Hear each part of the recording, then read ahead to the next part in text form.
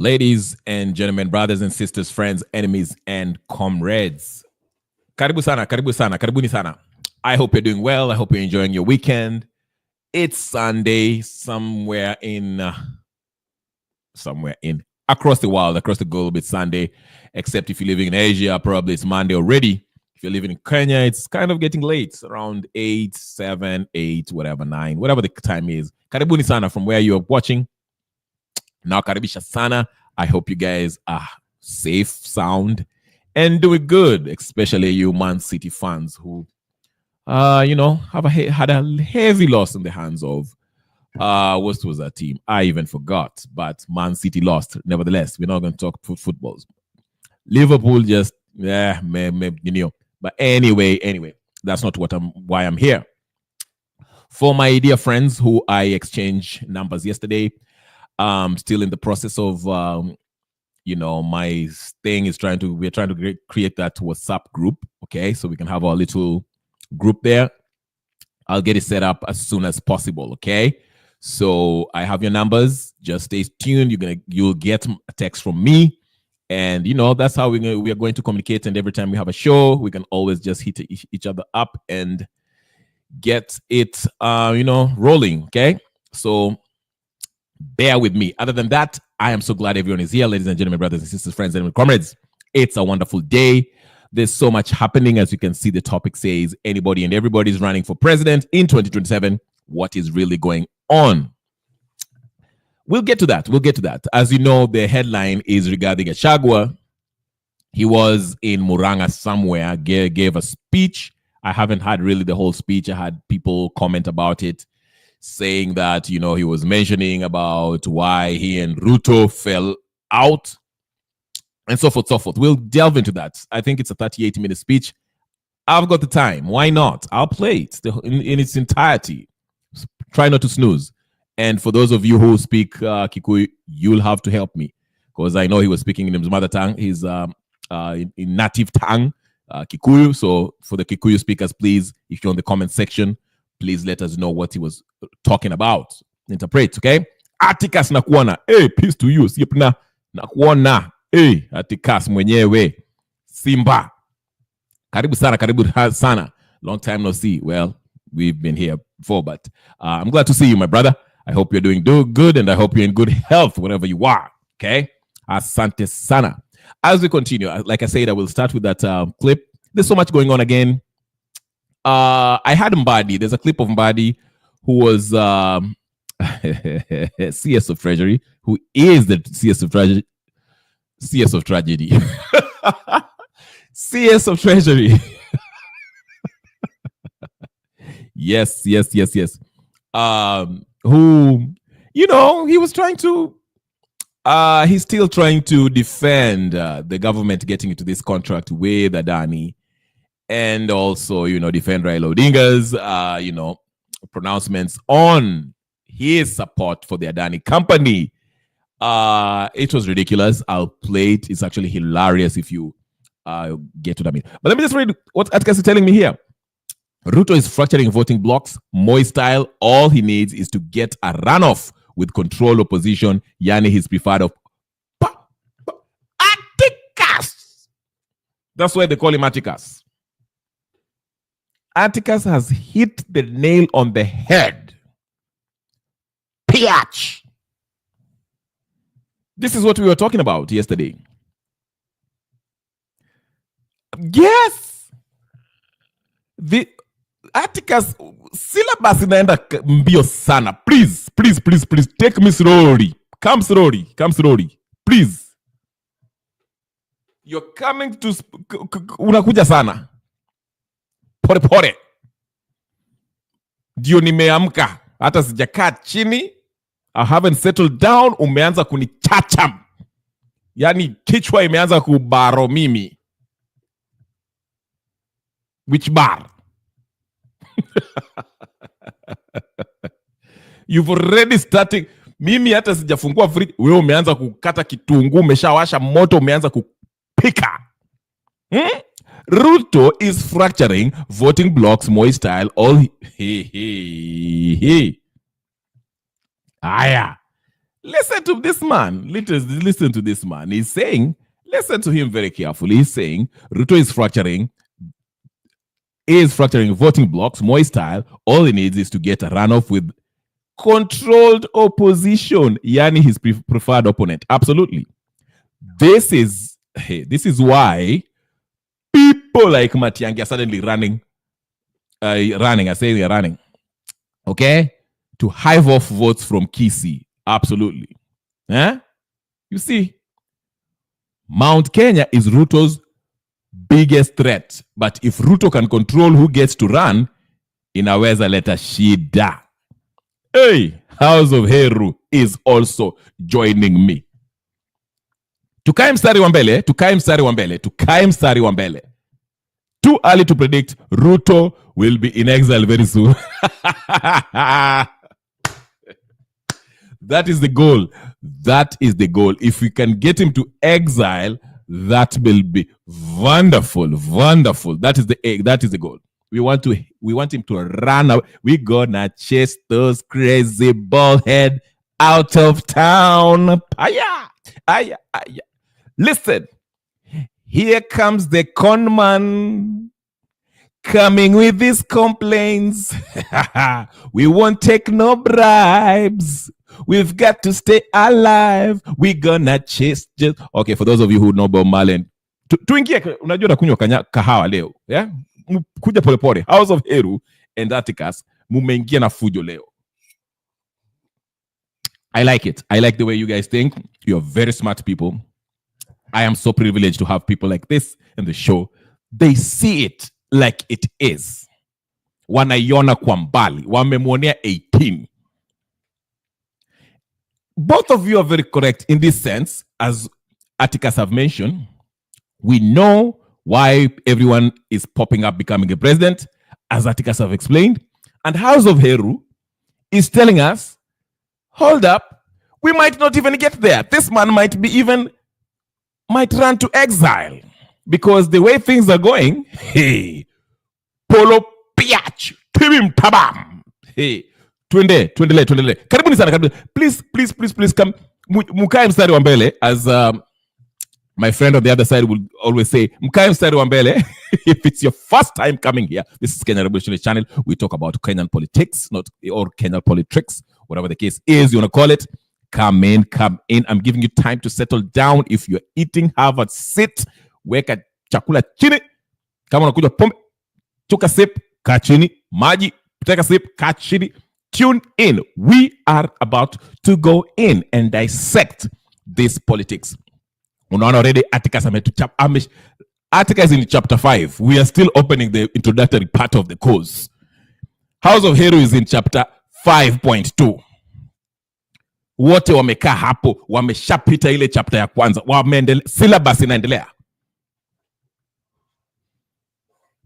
Me niko introductory part. Please, if it's your first time, ladies and gentlemen, brothers and sisters, friends, take a moment and hit that subscribe button. Pop! Bigger subscribe. Here we talk politics. I'll put the link in for anyone and everybody who wants to come in and give their views. Here we don't muzzle anybody's view. If you want to give your view, tutaweka kuwekea link, alafu naingia, unatoa maoni yako, unasema, na tunajadiliana, respectfully, na tunaendelea hivyo. Ama namna gani? Yes.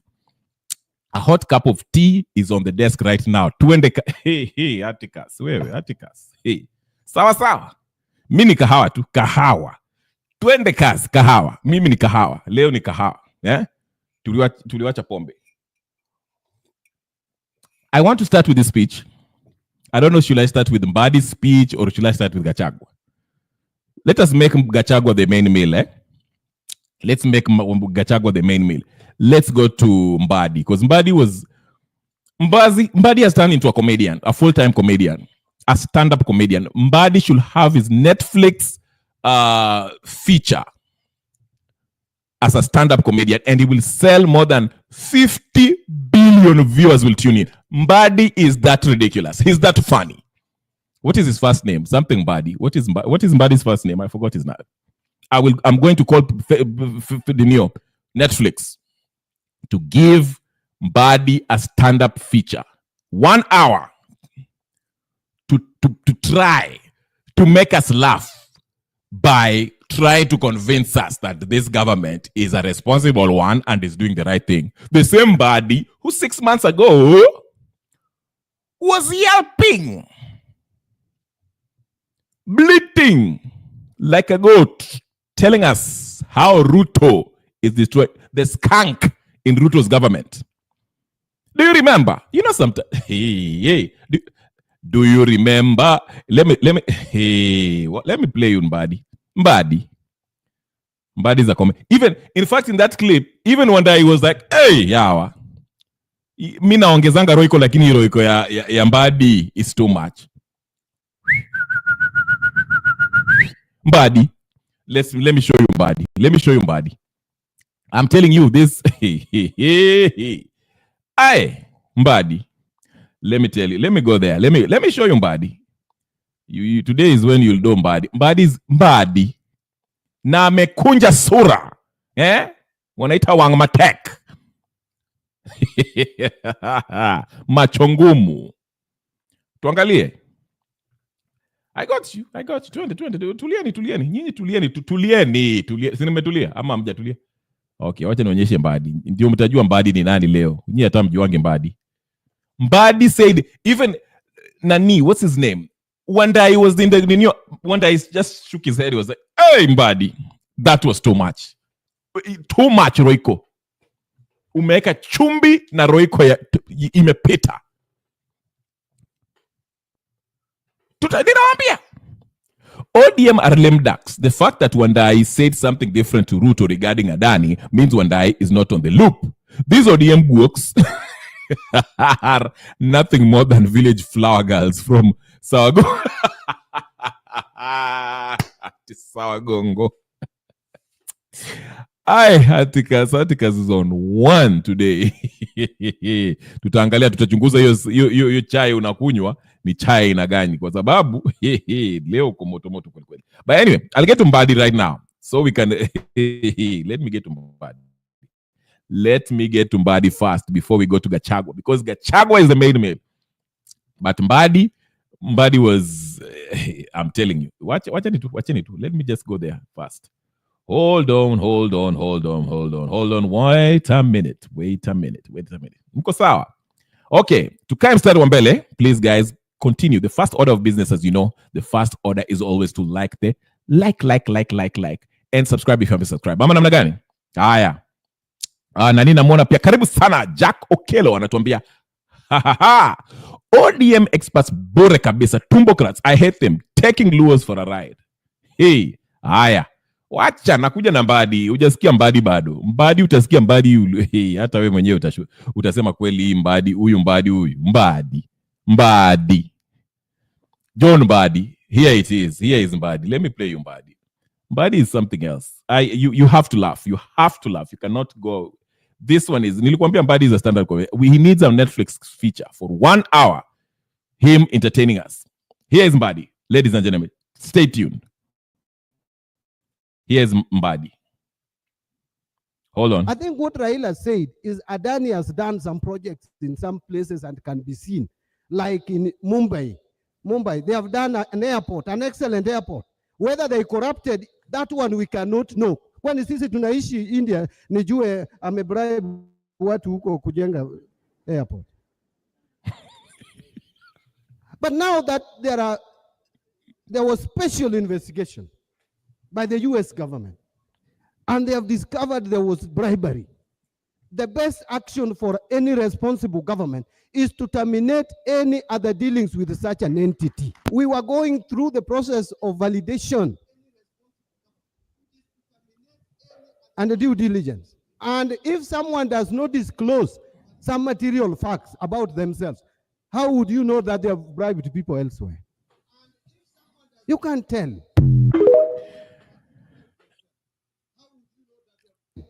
I think what Raila said is Adani has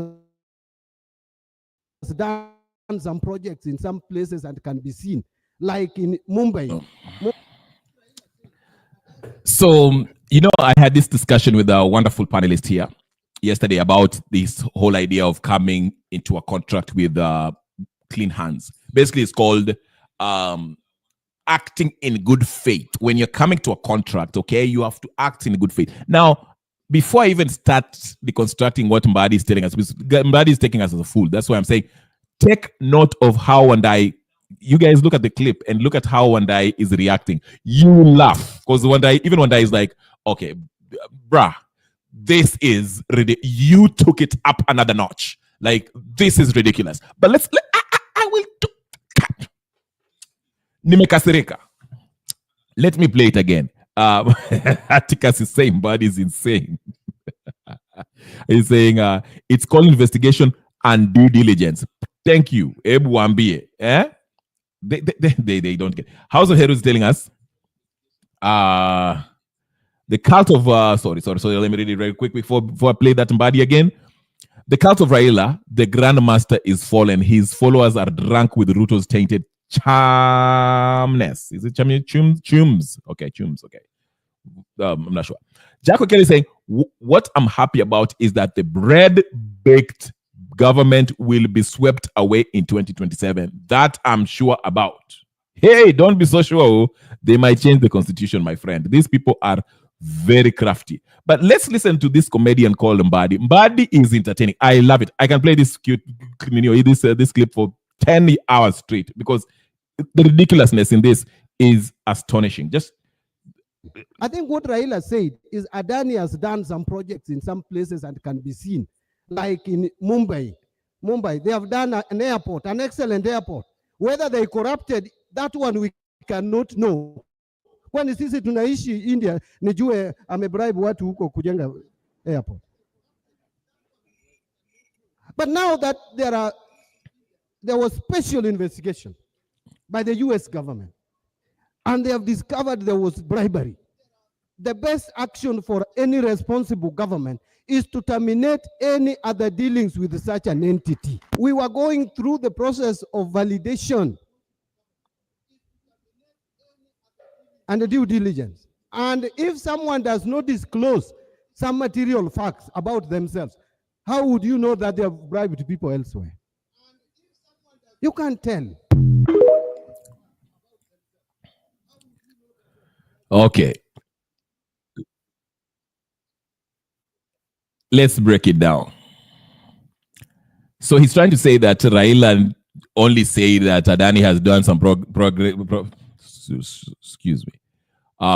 in Mumbai or whatever the case. Nah, there's no way of them finding out if there was if they were corrupt or not.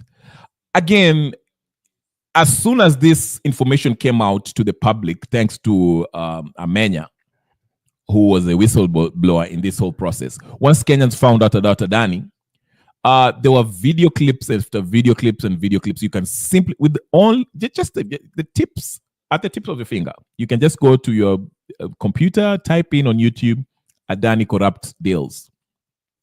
You'll see all the countries that have been trying, either kicked out Adani, have taken Adani to court, have done all that stuff.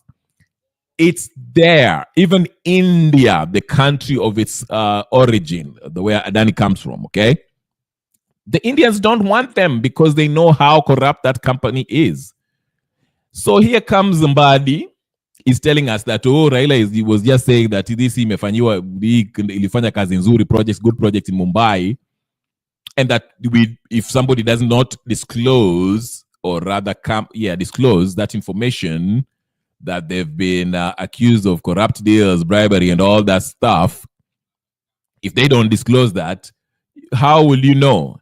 Again, as my friend Atticus have said here, well, that's why you have due diligence. You do your due diligence, okay? Unafanya investigation. What kind of company is this? Does it really have the capacity to undertake this task that we are about to entrust them with, plus the money? That's your responsibility.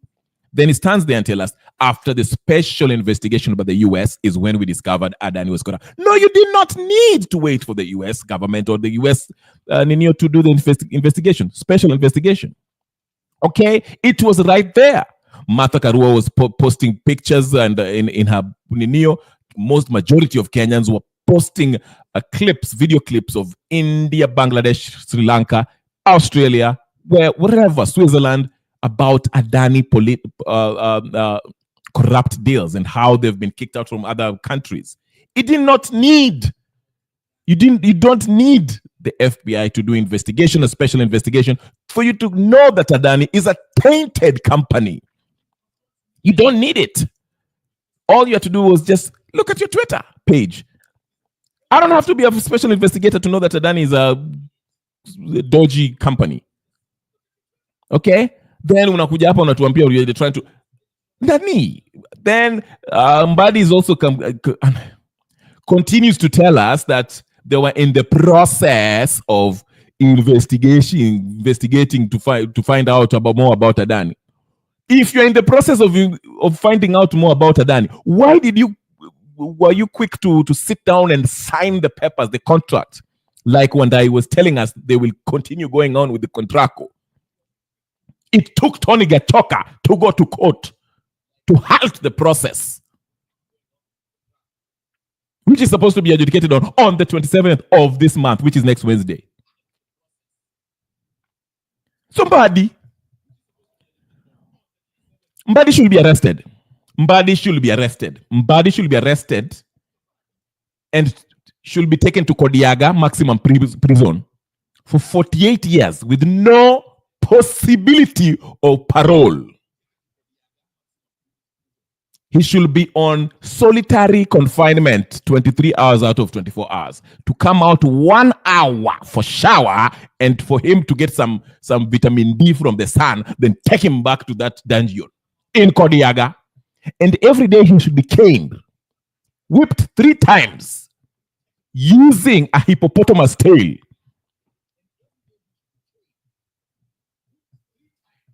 Mbadi, stop playing with us. And Wandai. These are people who should be in jail.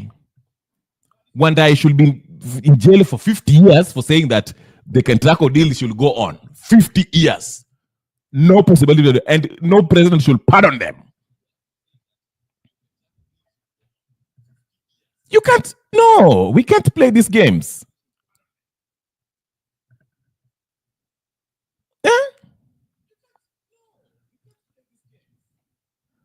Mbadi, total crooks at how could they know? NIS, Treasury, Foreign Affairs Ministry, Kwani, these people don't know their jobs and mandate. I think you are stealing and got caught, Ruto government.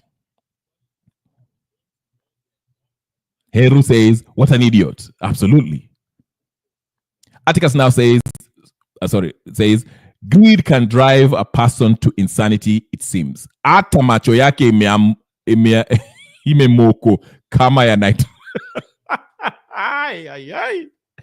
Hey, hii syllabus ya leo nitaezana nayo kweli.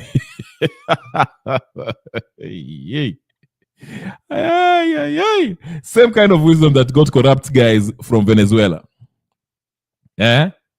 We all heard about the Australia and India having issues with Adani. Absolutely.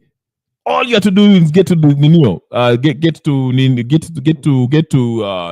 and see all that news clips of people protesting against Adani. Bangladesh, Sri Lanka. More jails will be built for people like Angalia. That means Kenya government is totally useless when it comes to security. That means our personal details are at risk as well. Anyone can come to Kenya and have access to government. In fact, I heard while it was announced, the news announced that Adani brothers are being indicted in New York, and there's a bench warrant for them. It is said that Adani was still ensconced in one of the hotels in Kenya. It is also reported that when he came to Kenya, flew into Kenya, he never went through the customs. Aliingia tu mara moja akaenda kwa hoteli somewhere there. Okay, with full protection by the government. Hii ni mchezo. Okay, a whole accountant didn't he study auditing? Absolutely. Yes, Mbadi is an accountant by profession. I'm telling you. Lazima serikali mzima isafishwe. The entire civil service, not just politicians. Absolutely. Total bullshit. Crooks that belongs to jail. Kodiaga maximum prison. Enyewe. Hard labor with lashes. Absolutely. Hard labor. Kazi ya mjengo. Kodiaga every day. Digging. Digging from Kisumu up to Ahero. Every day. Digging. ODM UDA marriage loading. Shi Mariam, karibu sana, karibu. Pressure iko. Sijaingia kwa Kachagwa bado. Sijaingia kwa Kachagwa. Hatujaanza kuchemka. Na link nitaweka. Msikuwe na wasiwasi, link inakuja. Wacha nipige makelele bwana. Nitoe kwa kifua yote. Kwa sababu nikiweka link na wengine na nitoe kwa kifua, mtafikiri na watolea makasiriko kwenu. Wacha nitoe kwa nini kifua, alafu mwingie mtoe yenu kwa kifua. Haya, let's go on. Naona pressure bado. Chwadigi kapaka moto. Katika swewe, behave yourself. Hello, hope you're okay. Karibu sana KK, na kuona umeingia. Promise but Wangira ameingia. Sasa link inakuja. Wangira anaingia, so link inakuja. KK salute. Welcome to Kenya, where criminals walk freely while Muzi wa Kuku is jailed for 60 years. That is our Kenya. Absolutely. And it's unfortunate. Mbadi, like I said, Mbadi should be sentenced to 45 years in a maximum Kodiaga prison, where he shall have hard labor, working hard labor, and whipped using a hippopotamus tail, 15 lashes every day, and he only gets 1 hour to rest. Mbadi cannot be serious.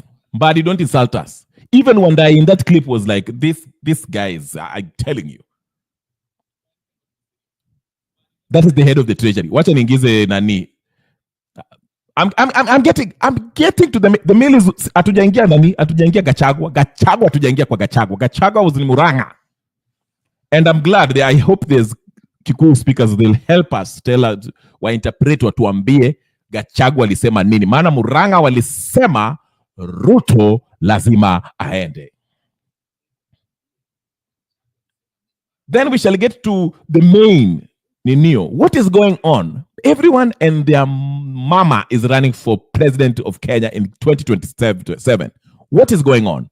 Tuko na Morara, tuko na Okia, tuko na sijui Matiangi, tuko na sijui nani. What is going on? Ai. Wacheni mchezo nani wacheni mchezo. Something is boiling. Something is up. We shall investigate all of you. Aya.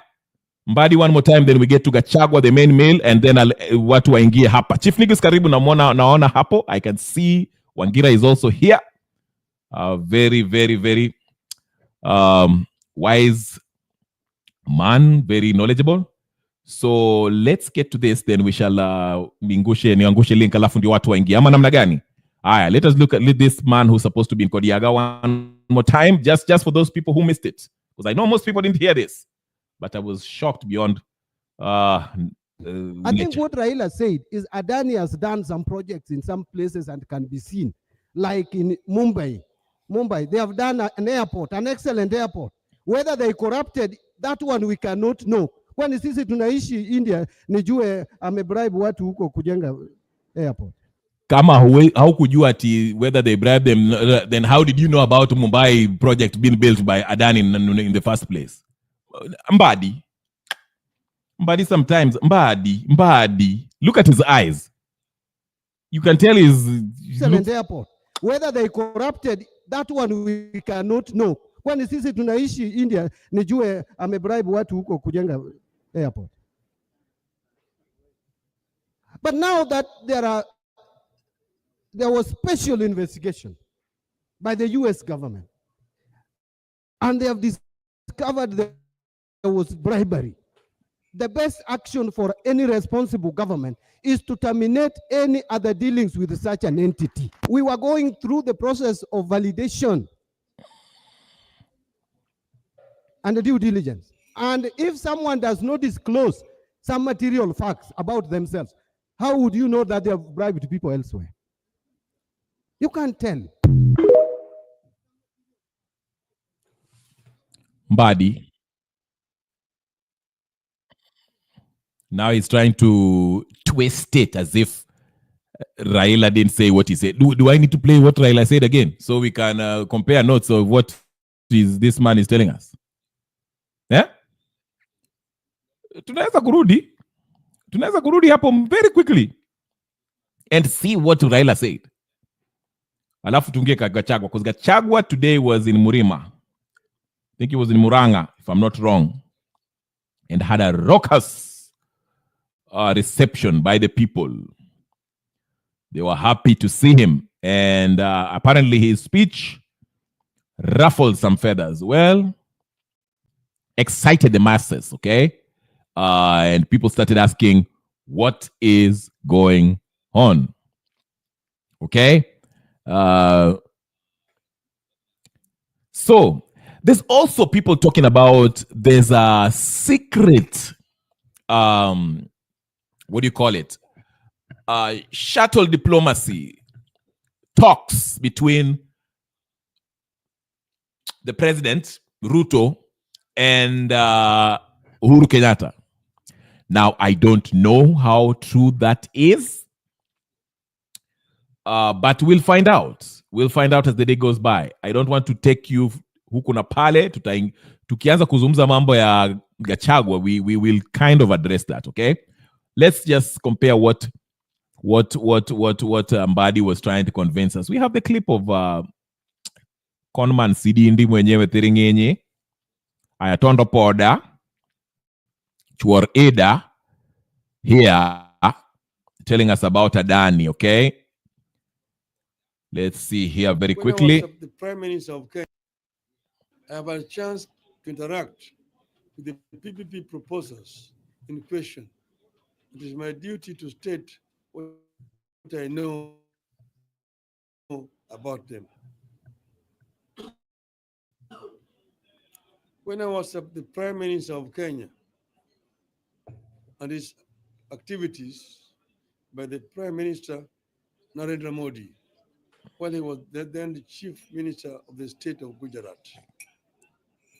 Indeed, Prime Minister Modi organized for a Kenya government mission to visit Gujarat, and I had the opportunity to visit this company's infrastructure projects in that state that included a port, a power plant, a railway line, and an airstrip developed out of what was a swamp donated by the government of India.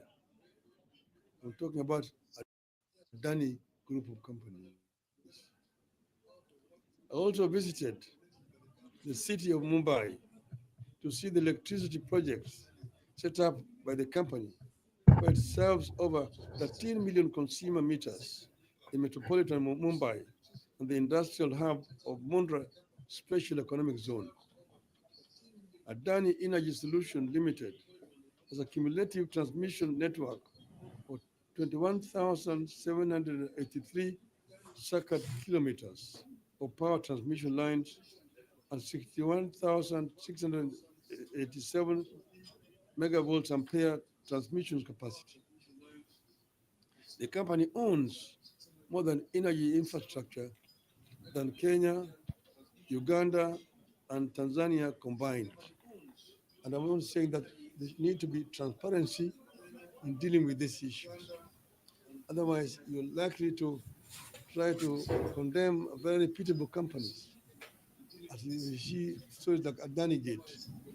Adani conglomerate is worth over $200 billion.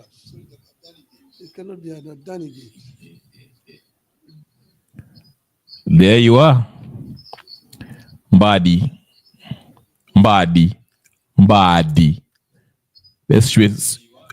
Let's switch gears. Let's get to the main meal. Okay, I want to bring this together because I think it's related. There's this talk that, hold on, let me just mute this. There's this talk that the political temperatures are rising. The Zeitgeist, as the Germans will call it. Okay? Mambo imechemuka. Nani akinguruma kidogo huku Murang'a, mambo watu wanasema Ruto is about to be exposed by his former deputy president. And there's so much stuff happening. Wakina nani okay alisema mambo alikuwa anasema. Matiang'i is also saying he's running.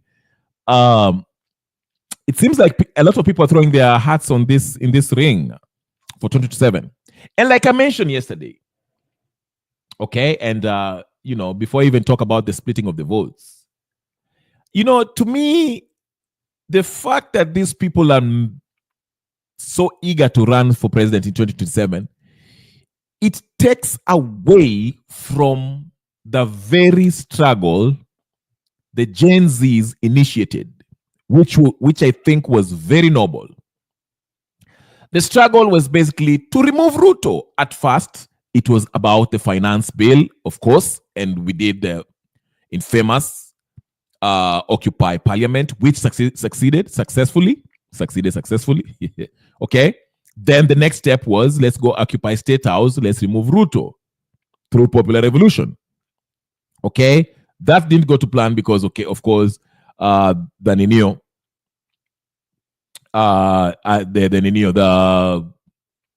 what happened?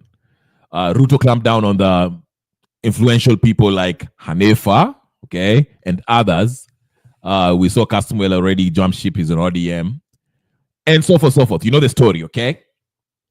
But the struggle, at the next phase of the struggle by the Gen Zs, who are basically the face of Kenya, not these tribal chieftains like the Rigathi Gachaguas, Raila Odingas, Uhuru Kenyatta's, Karuas, Kalonzo Musyoka's, I don't know who, Musalia Mudavadi. These Gen Zs represented the new face of Kenya because not only because they were young, but they made it very clear that they were tribeless, leaderless, and partyless. Okay? Because they recognize that parties in Kenya are not really guided by any political philosophy. Okay? They're not guided by any kind of policies, rules of engagement.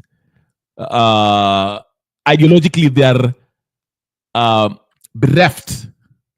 They're empty. These are just briefcase parties that are formed to recruit tribal chieftains. That's why when I hear Babu Owino wants to form a new political party, I'm not really excited. Yeah, it sounds good for his supporters because, they feel like him being on the ODM space, he can't really have a say because they are trying to ostracize him. They're trying to kick him out or don't value him or whatever the case is.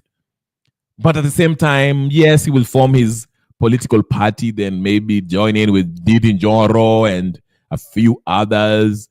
Then what? Okay? Are they really going to affect change? The change that majority of us want? I don't know. I'm not sure. Because if I look at the Babu Owinos, and I'm not going to his character, but of course, he will not pass chapter 6 if you were to really go by the book, the Constitution, okay? As 90% of these politicians won't pass chapter 6 of our Constitution. But that's a different story. I'm not here to bash Babu Owino. That's not the mail today. I'm just saying that the change that majority of Kenyans want, that was being championed by the Gen Zote, not just these young folks, was to actually remove Ruto. Ruto was supposed to be removed from power. Remember when we were talking about let's do a Bangladesh. Let's get to the streets. Let's go occupy State House. But now it seems that we are being distracted by this news of these tribal chieftains, these demagogues, these political prostitutes, these demigods, okay? These parochial leaders Okay? They're distracting us with news of them wanting to run for 2027. Of course, the fashionable thing right now is to say Ruto must go. Okay? Even the Rigathi Gachagua, who is now the darling of majority of the so-called newfound opposition, he's not clean by any means. I don't trust him to lead this country to the so-called Canaan, as Conman Raila used to call it. These are the very same people, crop of corrupt politicians who just plays musical chairs. Okay? Today wako opposition, tomorrow ndio wako kwa ninio. When they're in the government, they are pressing people. Wakikosana, sasa they are our darlings, they are now the opposition. Now we like them. Now, Okiya Mtata, I'll give him a pass. As you know, he's somebody who I really karibu sana Kenya Rebel. Gypsy Corner, nice seeing you, my dearest friend. Okiya Mtata gets a pass, yes. But again, the people he is mentioning, like the Hanifas of this world, his close relationship with Jimmy Wanjigi leaves me it's kind of, I'm iffy about that. And the fact that Okiya Mtata, who I expected to be part of this Ruto must go movement with the Gen Zs, is now talking about 27.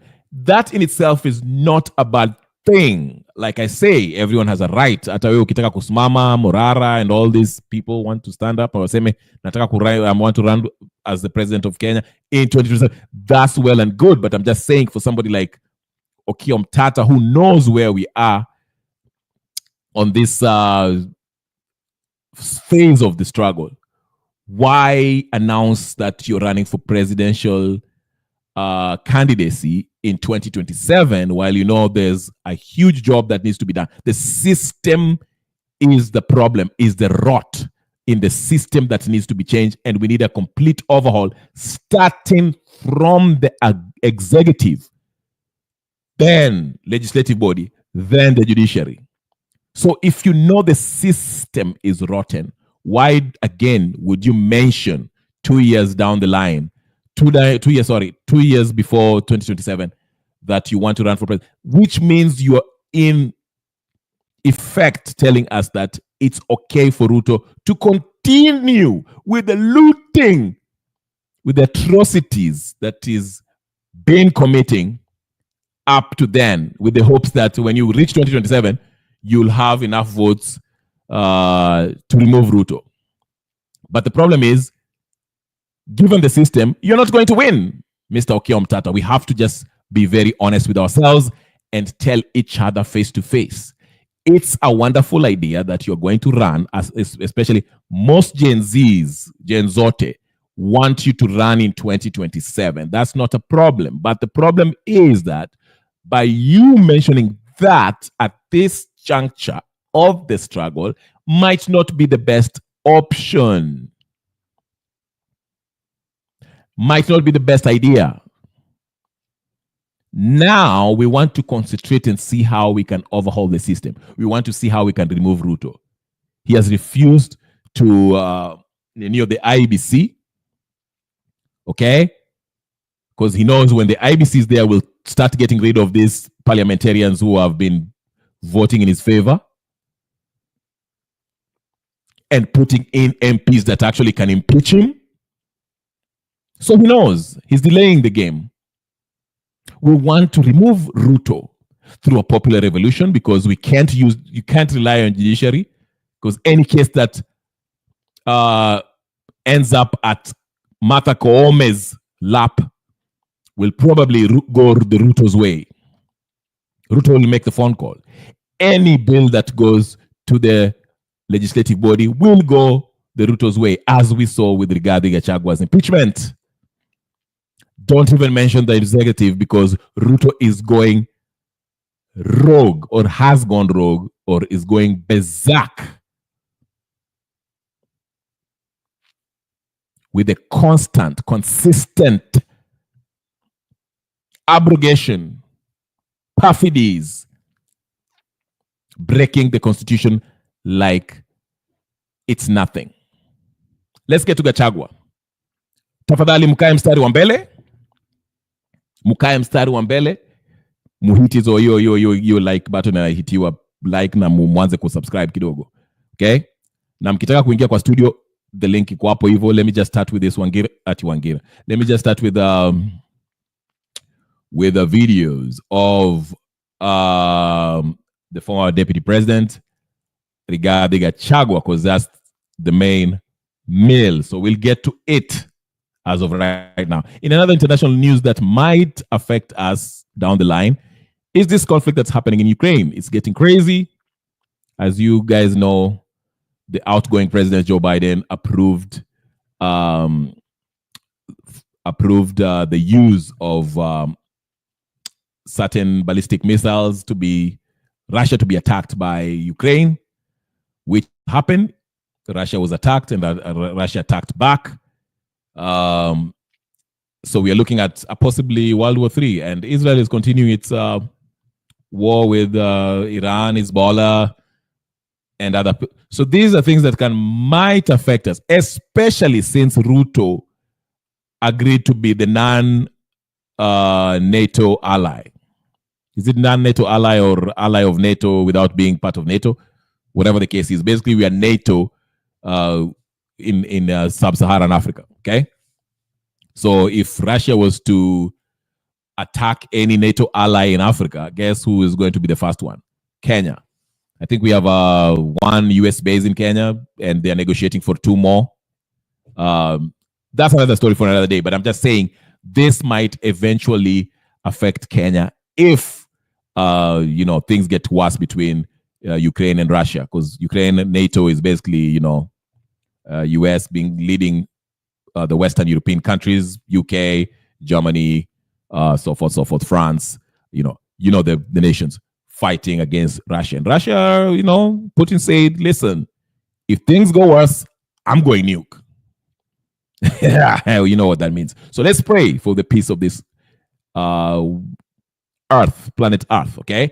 Let's get back to Gachagua before we digress. Let's get to Gachagua. Are you guys ready for Gachagua? Twendeni Gachagua sasa. Gachagua mwenyewe. I'll put the link here. Okay? So mtusaidie wale watu ambao wana speak wanaweza kusema hiyo lugha ya taifa ya Kikuyu. Kama akianza kuzungumza Kikuyu mtuambie yeye anasema nini hapa, eh? Okay. But before that, let's see the reaction of the people down there in Muranga, how happy they were, and they were not hiding their feelings towards Nani. Here he is. He was walking towards the stadium, and watu walimpokea kwa shangwe na vigelegele. Hebu tuangalie Gachagua mwenyewe Rigathi akiingia Muranga. Haya, twende basi, twende kazi.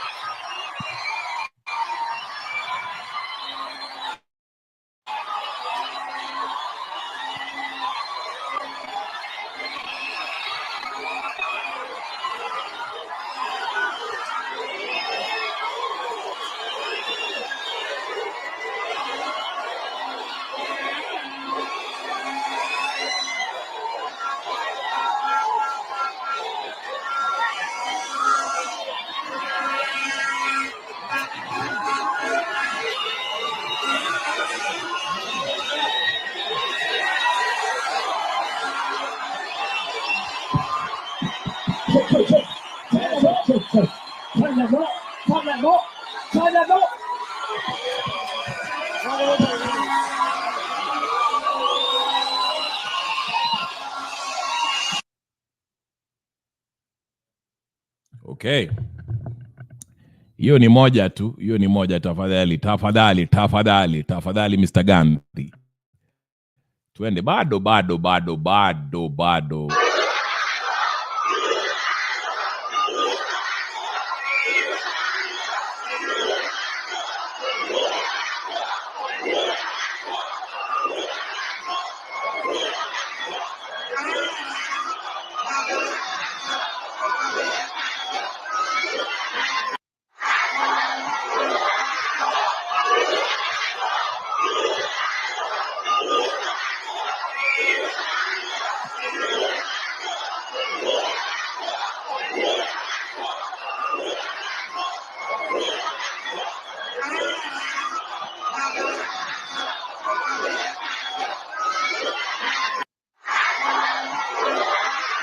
Cool. I'll get to the speech. Relax. I'm just showing you how excitement.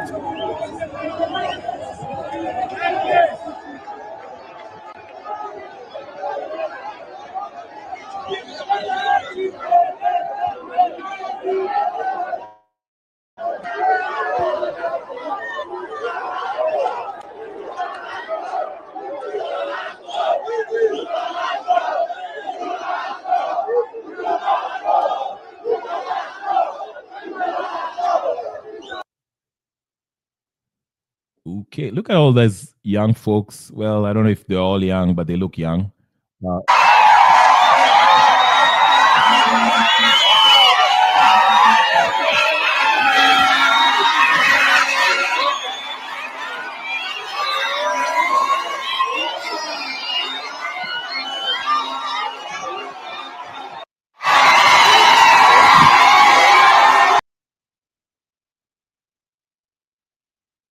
Okay. Karibu Kip. I see you. Karibu sana. Hi, bro. How you doing? I hope you're doing well. Yeah, go ahead. I'm good. Yeah, what you're seeing there is just gate crashing. He actually gate crashed at that event. It was not his event. There was an event Oh, yes, it's not perception is good, isn't it? what? It's crazy. They're going wild over him. Yeah, so it was some kind of event in that stadium, and he came through. What I think he did was he took the optimum position because I'm not defending him by the way. What the Ruto team wants to do ni kungojea kama miezi mbili 4-5 months hivi, ungojea sasa ground cool down and then go back to the mountain. We are very forgetful, but Gachagwa's strategy is quite good, is to take the war to Ruto directly. He started with the church. With the church, he started spilling some beans. Obviously, that is fake. Nafikiri, what he talked about that Danny deal, he said that he had actually told Ruto that, whenever I brought this up in the cabinet, nobody wanted to hear me. Ruto alikana kata. I said this thing was disgusting. I said this thing was unlawful. They didn't want to listen to me. That is why we cosaned with Ruto. I was trying to protect the country against Adani. But in the real sense, we know what happened. The same thing that Uhuru did to him, which is ile siku ya kugawa hiyo wizi, Ruto alimkataza. See? So then Gachagua got angry because I think also Ruto is a guy who's very, very, very, very how do I put it? Very, very Wangira, the link is in the chat. Sorry, Nani. It's in the chat right there. Nani, Nika Wangira najaribu is looking for the Ninio, but he can't see it. The link is in the chat. Amwezi kuona Ninio, what I'm posting. Kipuliona. We can see it. Yeah, you can see it. I don't think they're used to it on somebody else's. The name is strange. The person who's posted it. It's not Kenya Revolution. I've sent it to him directly on his WhatsApp. Oh, okay. Yeah. Either way, okay. Any of them you'll get, even from. But yeah. By the way, Kip, I don't know if ulikuwa there's a day I played a clip by Kamama Fulani, unaona wale mama uomba hawa. It was from Nyanza province actually. It was from Nyanza province. Yeah, explain. And mama, this is what she said. Huh? Oh no, nasema this lady, she was like, Gachagua, he's being attacked and removed from that position because he has refused to sign a document that will sell the country. This was like a Legio Maria lady somewhere in Siaya or something.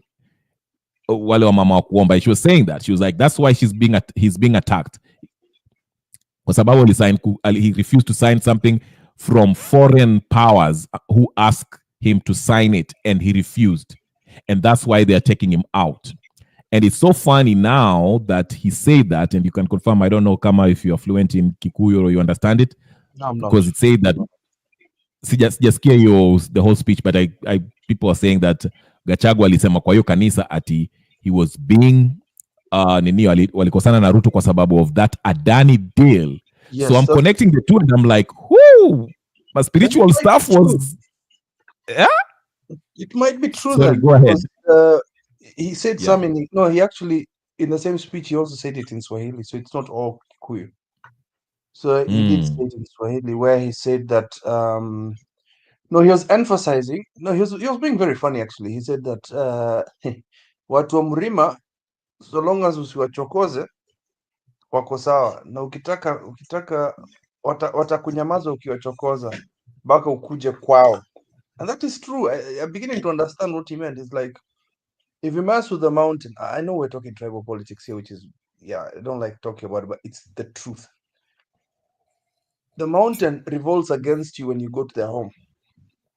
They never do it in Nairobi. Wakukujiang in Nairobi. They never come mess with you in Nairobi. So he says, he was trying to prove to Ruto now, I think he's going to do a campaign so hard to become Ruto from the mountain.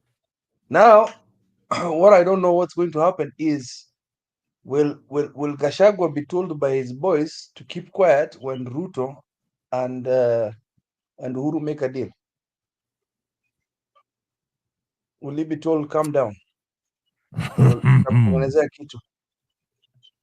Because I don't think these guys are permanent enemies. I believe so. It's absolute nonsense, because they're protecting each other's wealth.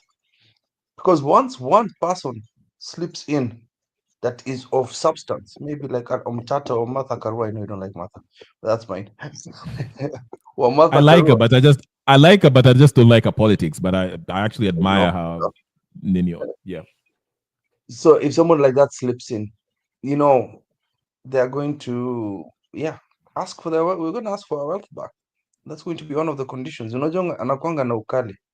That's going to be one of the conditions. Bring back our wealth. So these guys are really protecting that for themselves. Imagine then the billions of Kenya shillings we would siphon back into the country. The Biwots, the Mois. We want it back. We want it back from any politician that has ever taken money from us. We want it back. Sudi. We want back from all these people, including Sonko.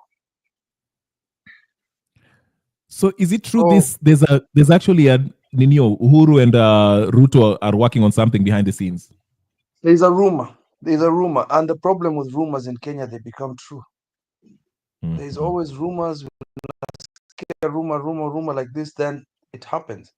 There was rumors about a handshake between Ruto and Uhuru, Ruto and Raila.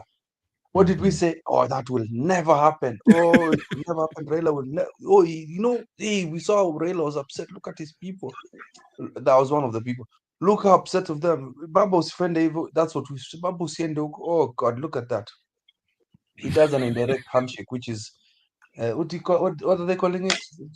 Government of National Unity, where you're having idiotic Mbadi over there contradicting us every day. Like me, I like the way you've started the show. That guy is an asshole.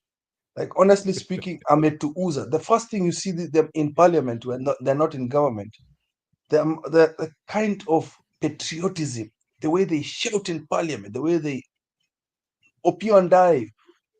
I'm talking about the ones who are in parliament. Opio and I and Mbadi walikuwa meko. There's even a picture of Opio amepanda when ODM was on maandamano. Amepandishwa juu ya gari. And they're complaining the day the Gen Zs were shot, they were the ones, don't shoot our kids. Now look at them. They're promising us that the government of Ruto is going to do well, or they are defending very, very nasty things our Gen Zs died for. He's going back for their pockets. I mean, the first thing he's going for is social media. Some of these kids have tried so hard to build up their social media and make money off social media. Now they want to tax that. You know how dumb that is. Then there's that other idiot called Oparanya that wants to put all the guys who took Hustler funds into a watch list. I don't know what it's called in Kenya, where your credit rating goes down. And I'm like, this is the guy who told us, these are the guys who told us, Kuleni Hustler Fund. Now they're telling us they're going to punish us if we don't pay Hustler Fund. Do you get the irony of how this so-called government of national unity is messing with us? I think we're still colonized. Because we have governments, we have our own government, we have our own borders, but I don't believe we are free. We don't have our own food. We cannot produce our own food. We can't do all those things, but we cannot do our own manufacturing because the West have made us poor by design. This is by design, by the way. These guys want us to stay poor. Even when I hear other people saying, oh, no, it's you guys who've elected bad leaders, I'll just tell them, just have a look at Kenya, please. Just have a look at Kenya. How many times have we tried to get electoral justice? Me hata kama mjinga yangu Raila, this fool of mine, I want electoral justice for me picking him. Do you understand what I'm saying? I don't like him now, but I still want justice because I voted for him. And it's justice for me to have my fool. It is the right of me to get a fool. Just like the Americans have voted for Trump. It's their right to have that fool as their president. Not the one that the West has picked for me. Oh, I think it's better for you guys to have Ruto. No. We want the idiot we picked, then we'll pick another one next time. Thank you. Wacha Wangira kuja na wisdom. Asante. Yes, Wangira, what do you make of this whole what's going on here? I see a lot of people. Everyone is running for 2027. Everyone is running for president. And again, like I said yesterday, and many others, saying that you're running for 2027, basically, it's almost as if you're saying, let's not remove Ruto now. Let him just continue till 2027. Mali apore na mambo engine. While we concentrate on running on Lakini we are forgetting the problem is that his system yake, because his system is corrupt. So ata run for president in 2027, hautashinda because it's already corrupt. The Ruto amekona watu, he's in charge.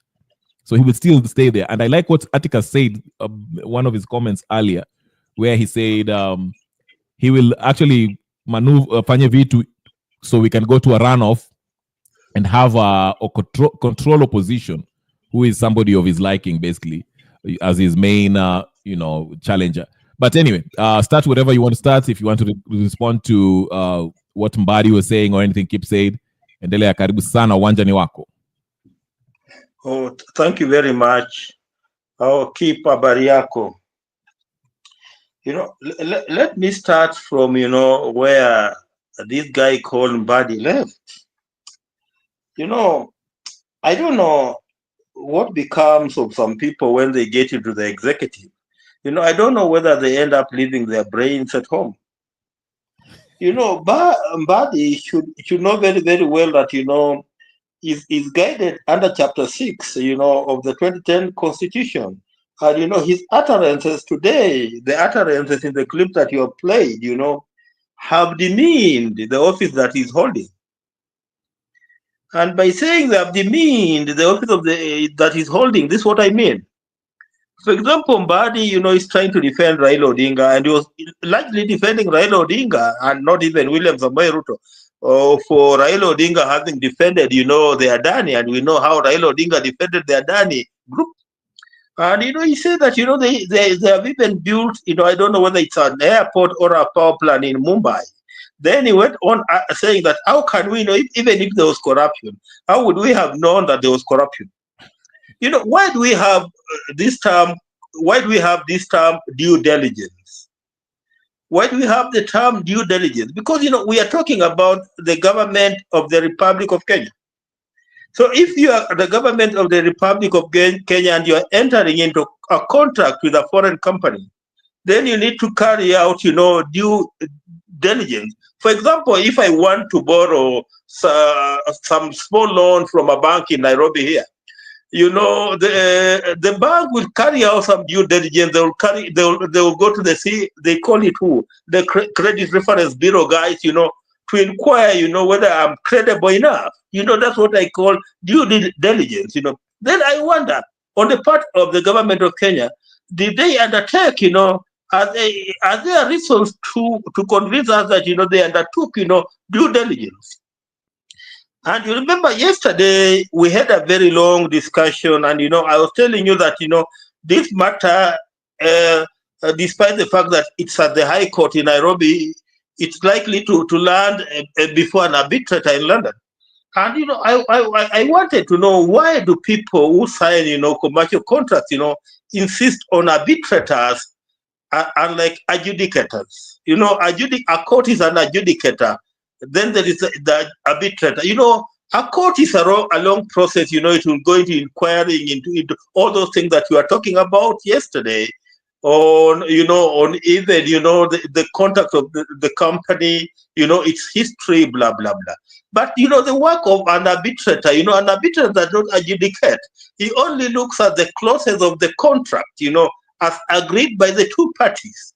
And if within the contract, there are breaches, then he'll tell you that there are breaches.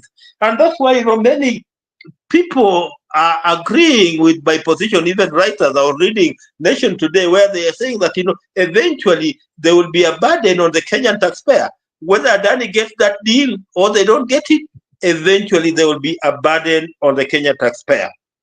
Then let me say something about, this guy called Rigathi Gachagua.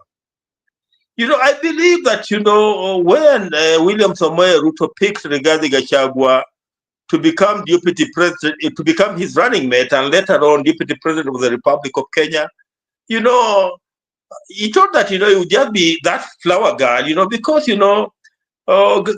Gachagua, when he wanted to become William Samoei Ruto running mate, he never brought out his true picture. Kenyans never knew that he was that human being. So, William Samoei Ruto thought that he was going to have a flower girl in the name of deputy president.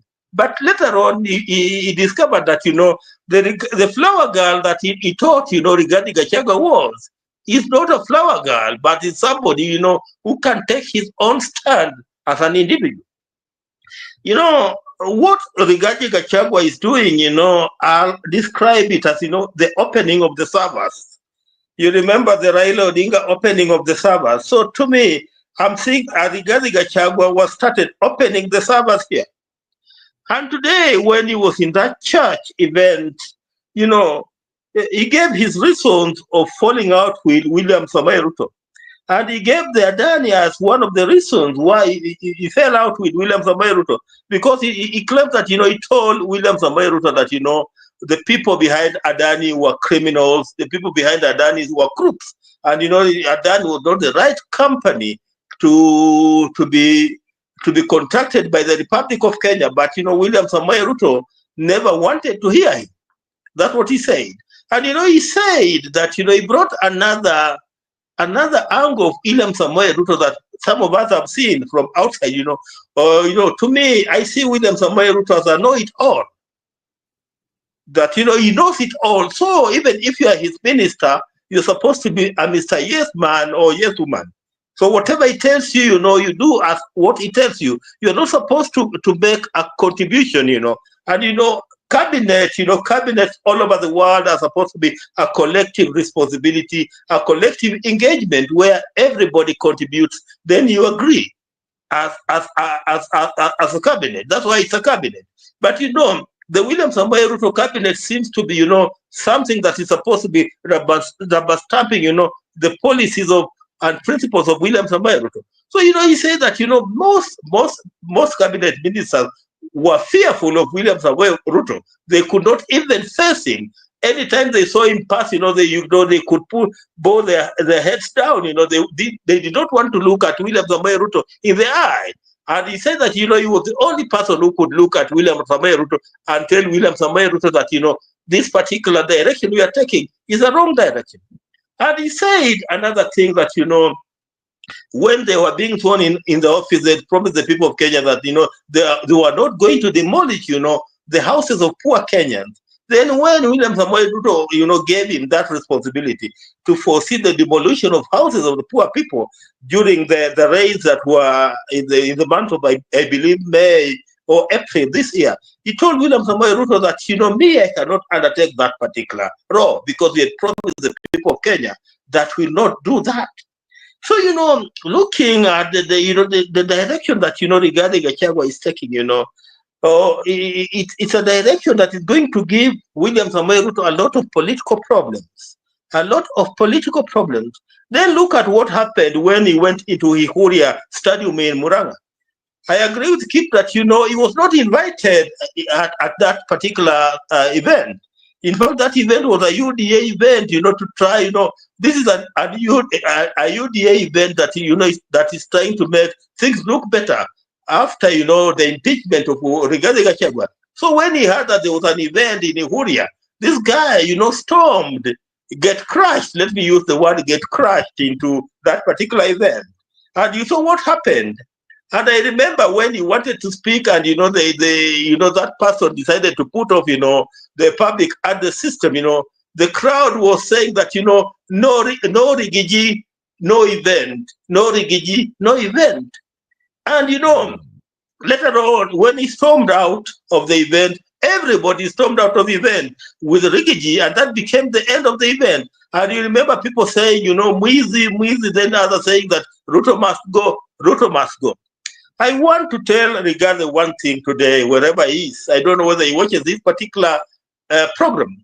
Wherever he is, let him kneel down and thank God for the people who fought for what we call the second liberation that, eventually led to the constitution that we are enjoying today, the 2010 constitution.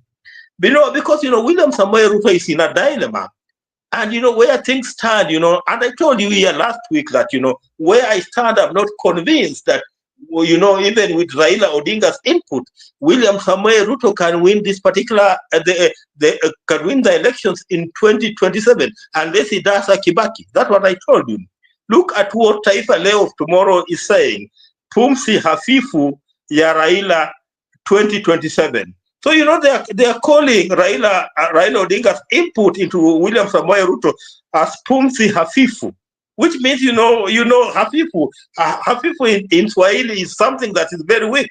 So, they are seeing, Raila's input in William Samoei Ruto as being a very weak input, that cannot, help him to win the 2027 election. So, already William Samoei Ruto, where he is cornered. Without the Mount Kenya vote, is cornered. And this is why I'm telling you that, Rigathi Gachagua should kneel down, pray to God, and thank the people who fought for the second liberation, and that eventually led to the promulgation of the 2010 Constitution. This is the reason why.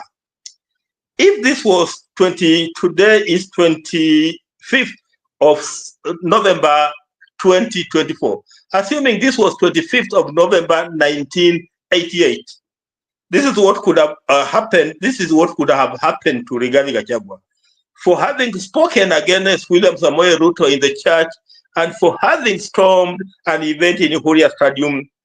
They could have invoked what was then known as the Preservation of Public Security Act.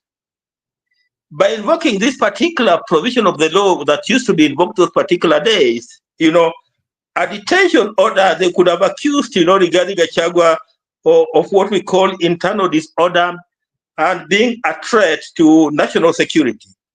And immediately you were accused of those things during Moi's days, for a week or two, the special branch guys would trail your footprints where you normally sleep, where you normally go for your clubbing. Then eventually they could have arrested, not arrested, they could have dragged, Rigathi Gachagua from wherever.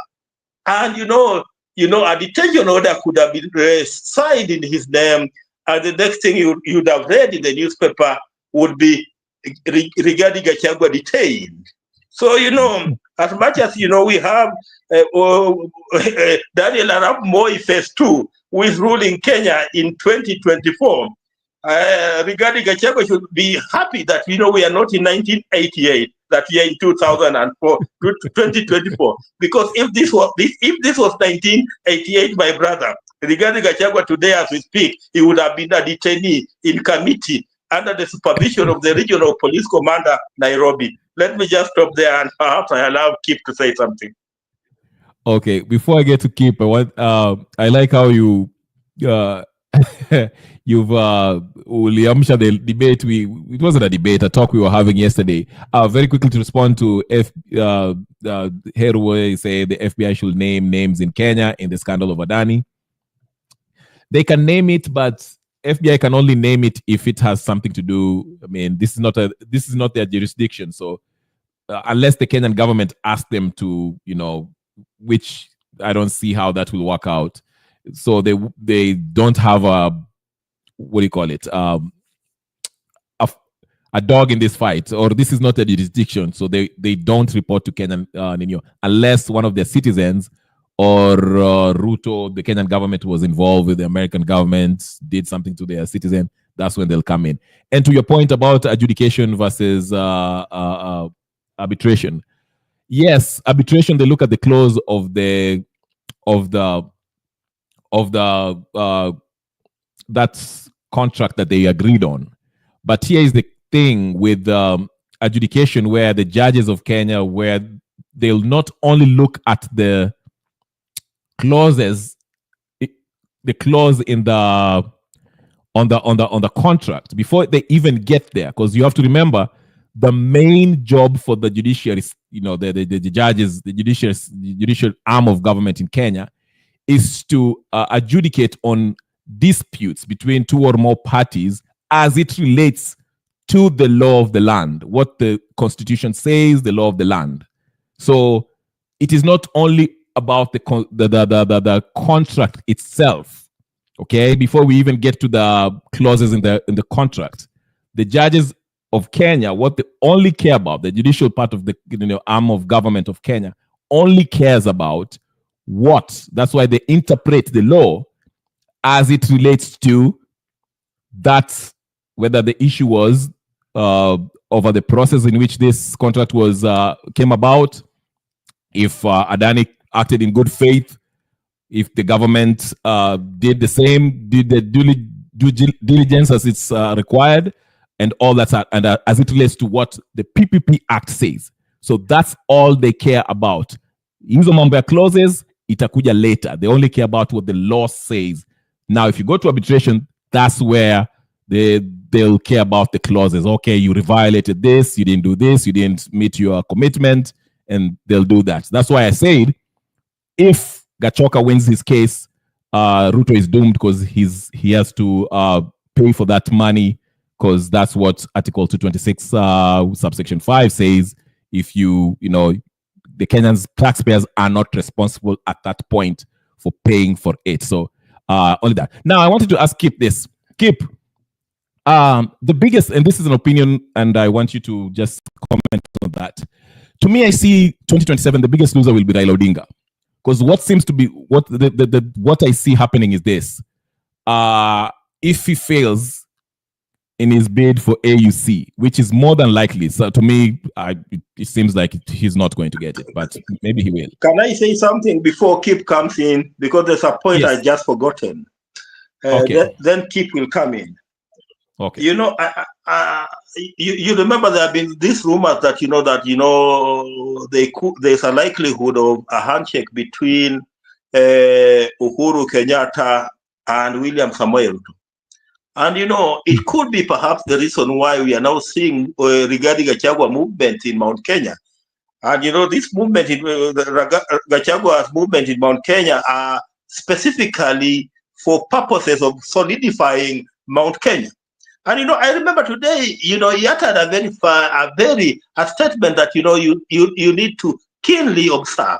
He talked something like, what we are going to arrive at in January 2025, will make the year 2002 to look like child play. If you remember him saying that whatever they will agree on as a region in January 2025, will make 2002 to look like child play.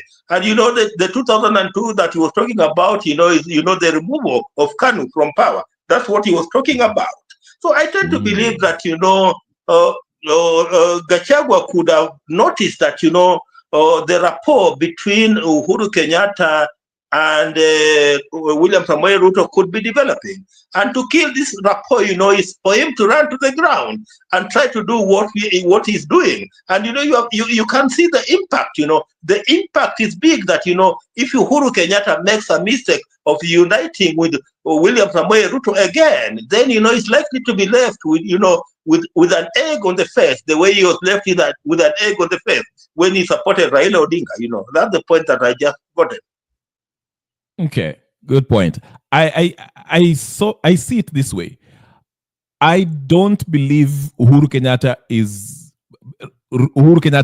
and maybe Kip will tell me about this more about this. Uhuru Kenyatta and Rigathi Gachagua, I don't think they really hate each other. I mean, I think if I'm not wrong, correct me. Rigathi used to be his personal assistant or something like that. They have a history. Yes, iyo mambo ya kuvile when they raided his farm and all that stuff. I don't think Kenyatta is rich. He has more money than God. So I'm just saying, I don't think they are walikosana to a point where they cannot be together. I think both of them, in a way, they want to consolidate this power, this Mount Kenya. So the reason why I say 2027 might be Raila's downfall is this. If Ruto has a deal with Kenyatta, okay, obviously, I think they'll work out something as far as with Gachagua indirectly to not to support Nani Ruto directly, but maybe someone, maybe of Kenyatta's choice, to lure the votes, the Mount Kenyan vote, to go on one basket or something, whatever the case is, or maybe the constitutional change that they want. Because people were saying that Uhuru Kenyatta was having this deal, that's why he wanted Wakina Kega to have their position in the government. So could it be that will be a deal that will kind of maliza Raila Odinga with his people who are in government right now? Because Raila has always been that thorn. He uses the people on the ground, because Ruto akishikana na nani, Ruto akishikana na Raila will not enjoy the most popular support that he gets, because now people are not happy with Ruto, but Ruto ashikane na nani, wa make a deal, maybe they can settle on Matiang'i to be somebody who's running to be the whatever, alafu Mount Kenya rallies around Matiang'i. I don't know. It's just something that I'm thinking about. How do you see this play out with this whole possible Kenyatta and Ruto, given the fact that Kenyatta, I don't believe, maybe you might correct me, I don't think they have real beef with Gachagua. First of all, Wangira, nice to see you. I'm excommunicado from the cult. I was kicked out because I'm not allowed to talk about Raila Amolo Odinga, the comma. So I'm here, and I'll continue to be here until Kenyan Revolution decides to sing the praises of Raila. That was a joke.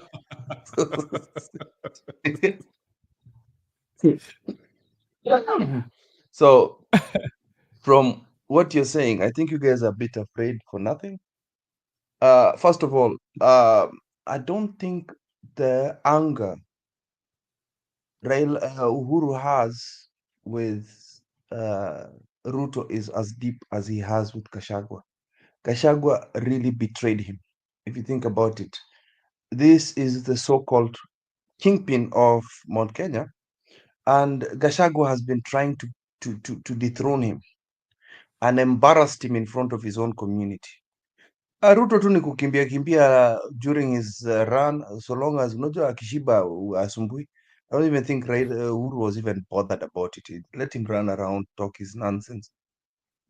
After you could even see when Raila failed, the only thing he did is just take the old man for a drink, and that was it. So it's like his friendship with Uhuru is deeper, Ruto and Uhuru.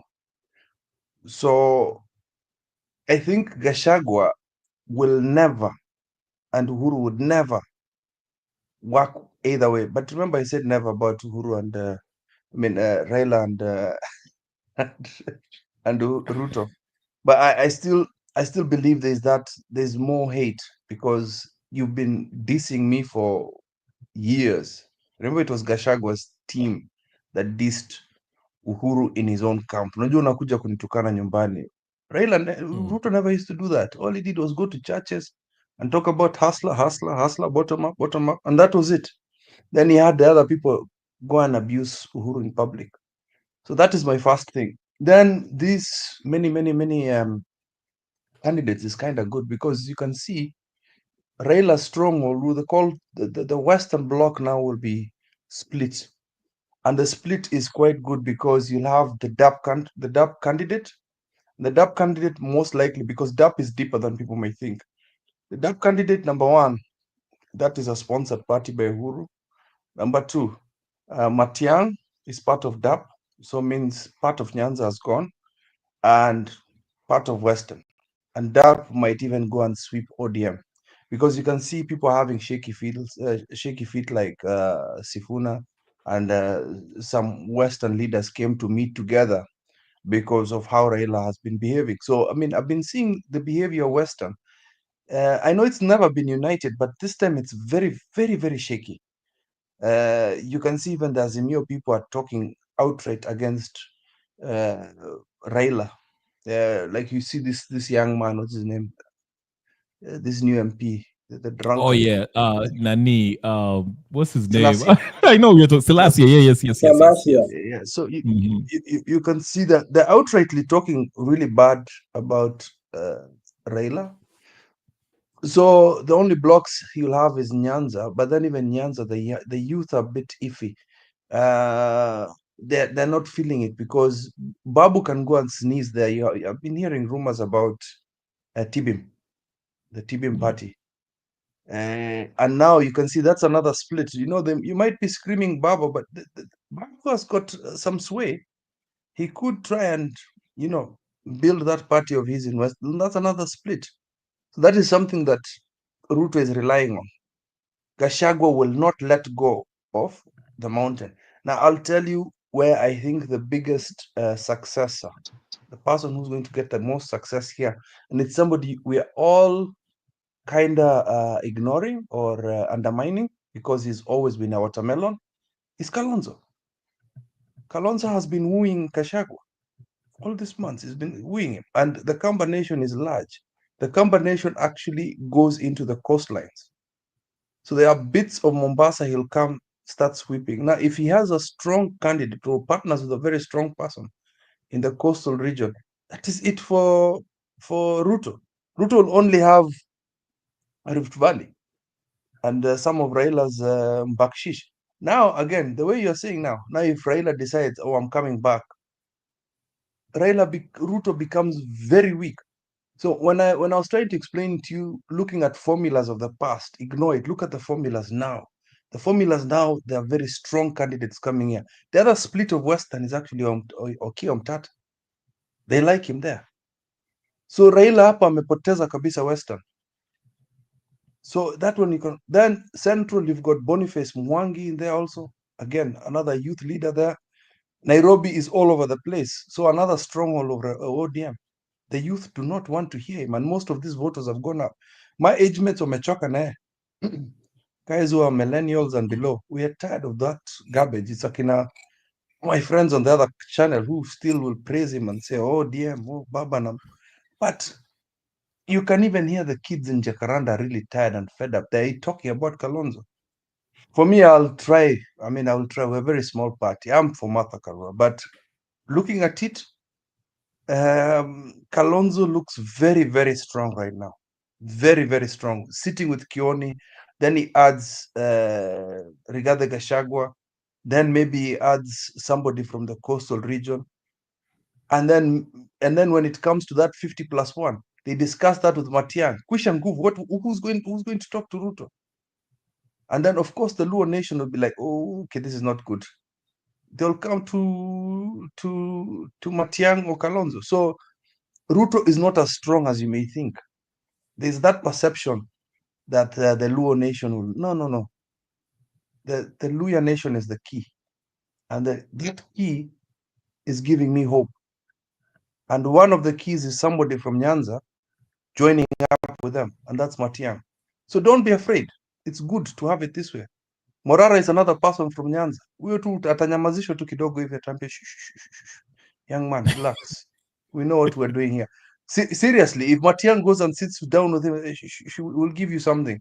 And people like that, it's very easy to convert. Hii inject yake atakimbia nayo mpaka 2027, atachoka.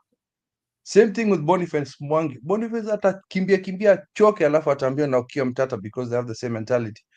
Come, young man. And that is how it's going to happen. They're not. This thing is not. This thing, you'll have fatigue. There's something called fatigue, political fatigue. Unless uko na nguvu kama Ruto. Ruto alikanyaga barabara for 4 years. And you know how much it messed him. That's why he's selling the country, because that campaign of his ilikula pesa mingi ya wizi. So Morara will be shut down. Boniface Mwangi ataambia na Okiya Mtata, come young man, let's discuss this. And that's how it's going to be. Right now we are a bit afraid that they're all sijui nini going to go individual. It's not going to be happen. There's something called reality will come and hit them very soon. But Raila, for a fact, is down. How much? We will see. Akishinda AUC, good riddance. Get the hell out of here. We don't need you anymore. Go. As Poshinda, now it's us to start demonizing ODM. That is our next victim, because you can hear how these idiots are talking right now. If he doesn't if he loses and comes back, Raila tutakanyaga. Kwanza nitaenjoy sana. Kwanza I'll enjoy that. That is, what mnasemanga mnakwanga na fatigue. This is an obsession right now. I have an obsession. You started in 2017. Naona hujachoka. Nitakuwa na wewe, mimi sitakuwa na fatigue. Kitu it's my passion. It's my passion. Raila atakiona bana. There are people like me everywhere. That's what you don't understand. In Citizen, in all these news stations, people are talking really awful about Raila. They are just, he changed a lot of our minds. Because I remember in 2013, I was talking to my cousins, who want the digital guys. No, I did not know. They wanted the digital boys. Me, I was like, I'm Bila Party, because I already knew about the ICC stuff. I'm like, I don't care about politics in Kenya, blah, blah, blah. Then my dad convinced me about Raila. I said, this is a good man. I got convinced. And it took a lot to be convinced about an old man. Because the behaviors I used to see of Raila when he's running his campaign, I could see this arrogance. Things you don't view when you see the so-called enigma. So if you're outside, what you see from outside, this life of excess, this life of, I remember his campaign in 2013. Alikuwa anakuja, everybody's standing up at he's having breakfast. This whole PR thing. He's coming to have breakfast. Everybody's waiting for him before he comes and sits down. I was like, what kind of behavior is this? He doesn't even greet his wife. He goes and sits immediately. Yo kubu mpaka kwa nyumba bana. Yo, that is so I don't know. Maybe some people practice that to date, but I just think no, those are not servants, bana. Your family are not servants. I know there's that respect they need to give you, but I could see amezoea kutritiwa kama king. So I was like, nah, this is not a servant for the people. And that is what I saw. This is not a servant for the people. Morara msijali. Morara is a conman. He speaks, is like Ruto, ana mlimu mzuri sana. Ataenda kuonesha mkundule ya ule mwingine, lakini yake bado iko red. So he will go show you all those projects that Ruto has messed up, but ngoja mweke mtu kama huyo mtu, you'll be very shocked. I rather very much Boniface Mwangi. Although Boniface Mwangi ni also a crook, but I prefer Boniface. Is he running for any public office? Is Boniface running for any public office? I think he'll be running for president because he's got a party now. Boniface akona ninio? Akona party? Yeah, he's got a party. What is it called? I forgot the name. He's got a party. And the most disgusting thing about his party, it's yellow. Yake ni yellow. UDA already is yellow. Put me on the UDA is already yellow. That's what I was wondering. His party is yellow, and it's disgusting. I was like, yellow, my God, who wants to see yellow? Me, at least I can live with orange, but I've been sensitized to the orange, so I'm okay. That one is fine. But yellow, most of us are sick. Go ahead. Sorry. The more I listen to your political analysis, the more I'm convinced there'll probably be a runoff, because you umeyeka vizuri very very very, and I agree with you 99%. Western will be split. Yani ukiangalia kitu, because and maybe nani later on after I go to Melchizedek, nani atatusaidia hapa, Wangira will help us because he's from those sides, I believe. I mean, kuna wale, what's the Tawe guy, kuna Selassie, I know Selassie probably will not go with ODM, because now Ryan, in fact, he was saying in his speech, namwache hii mambo ya ODM hapa, he's so funny, but he's very effective in fighting Raila. No, he's a member of parliament for DAP. He's not on ODM. Oh, okay. There you go. So DAP is strong. DAP is strong. Yeah. So Okiya Mtata, if you throw Okiya Mtata there also at a split votes, and the young folks, the Gen Zs. So Western will be fragmented. Natembea is DAP. So you see, those are two strong people. Yes. Oh, I didn't know Natembea which Ninio he belongs to. So okay, then they have most influence. Then of course there'll be pockets of ODM, because Raila Kirudi, when AUC akisha lose, he will be very very on the ground and using all the dirty tactics that he knows how to, whether it's violence, makelele, and all that stuff. Then Nyanza already, the key C will go with Nani Matiang'i, of course. Matiang'i or Morara, or both of them if they wakishikana. So Nyanza the Luo Nyanza part of it is where we might, Raila will enjoy his lead. But even that... Babu Owino, you're ready again. Yes, very good point. Babu Owino, if he decides, I don't know if he's running for governor or president, I don't know. If he decides to wachana na ODM, then he's going to split Raila's Ninio. Then Raila just sorry for the interruption. Remember, no, that's fine.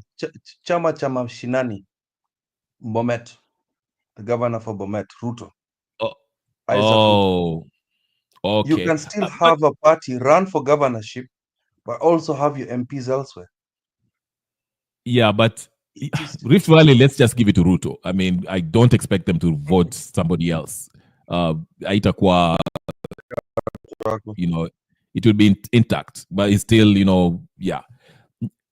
Remember, I was listening to a speech by Raila, and he said how ODM or whatever opposition ilikuja kukonka Nairobi, and the biggest voting block for Raila, he partnered with Gumo in 1992, and they started this plan yaku, make the Luya and Luos, kind of come together, and the Subas and all that stuff. Wabaras, he termed it at that time, to create an Inio, to develop this political party. But now that you've mentioned, the Luya vote will be so fragmented at Nairobi, because, ODM enjoys Luos, and Nairobi are the biggest voting block from them. So how akiwa split, Kisi, I don't know how, with Matiang'i also running, that will destroy ODM in so many levels. But all in all, what I think will happen is that, Melchizedek Amenda, this iki tutenda runoff.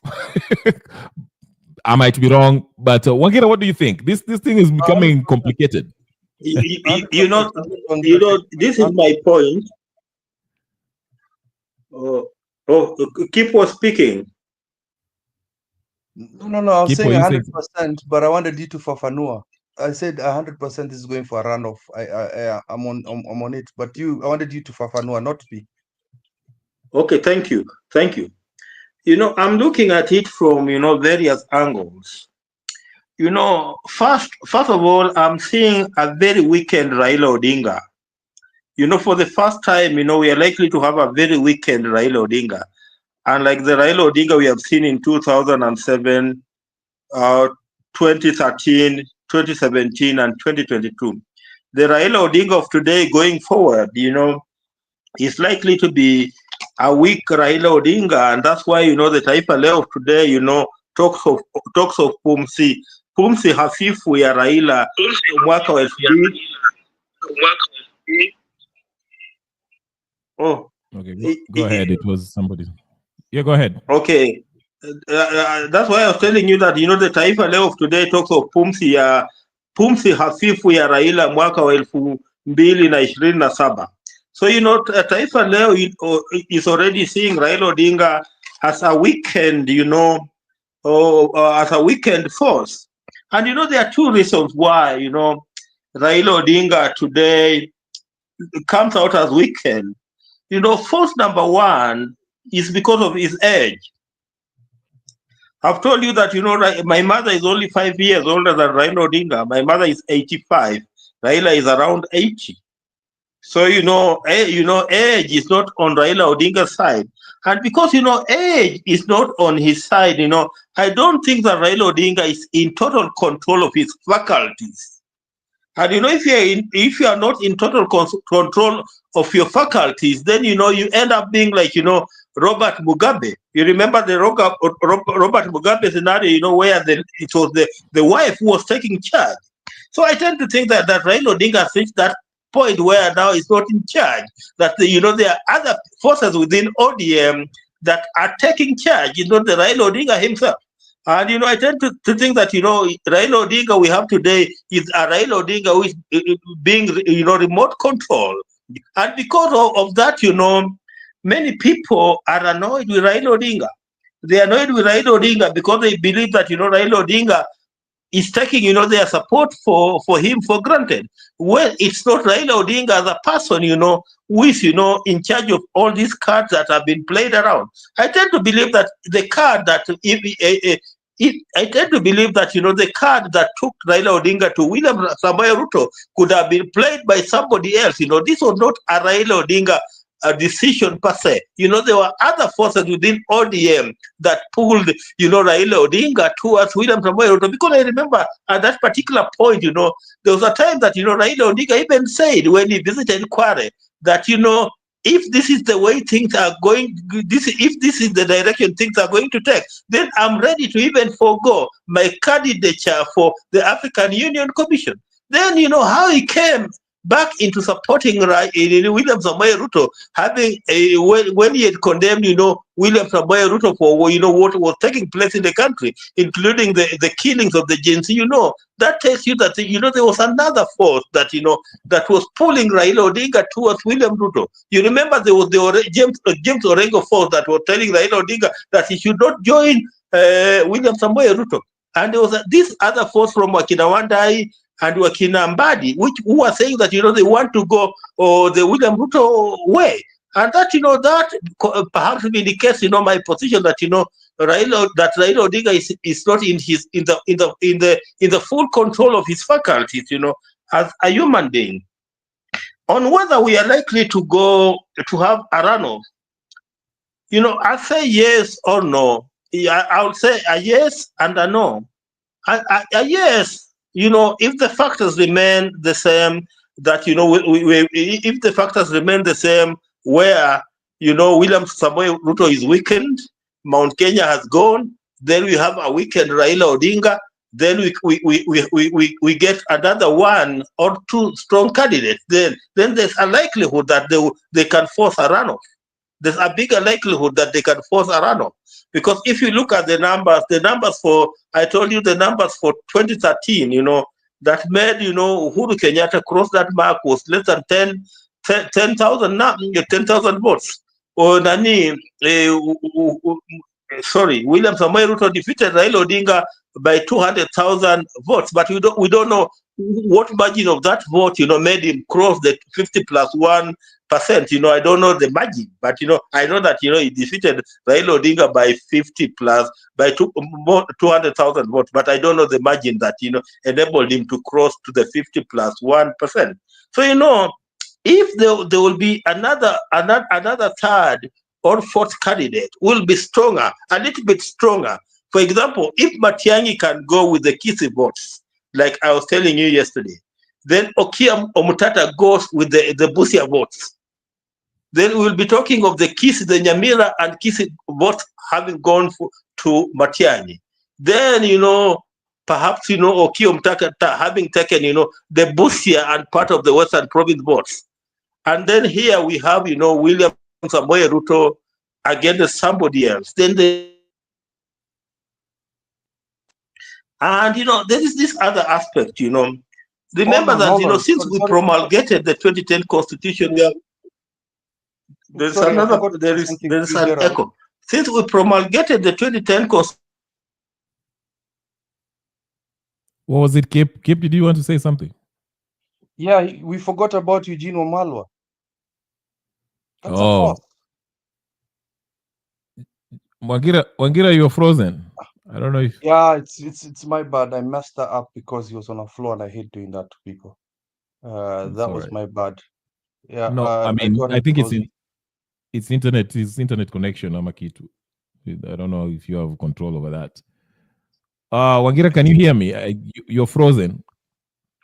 Maybe try to log off and log in again, if you can. Yeah. What was I saying? There's something I wanted to ask him. Oh, crap. I forgot what I was about to say. Oh, Ndioya Merudi. Yeah, let him continue. Let him continue. Yeah. Okay. I was telling you, for example, in 2013, I believe, Martha Karua ran, and I also believe that Musalia Mudavadi ran. And there was Raila Odinga, and there was, the Uhuru Ruto ticket. But, despite having had the four, we still, could not, we didn't reach, despite having the four, Uhuru Kenyatta still managed the 50+1.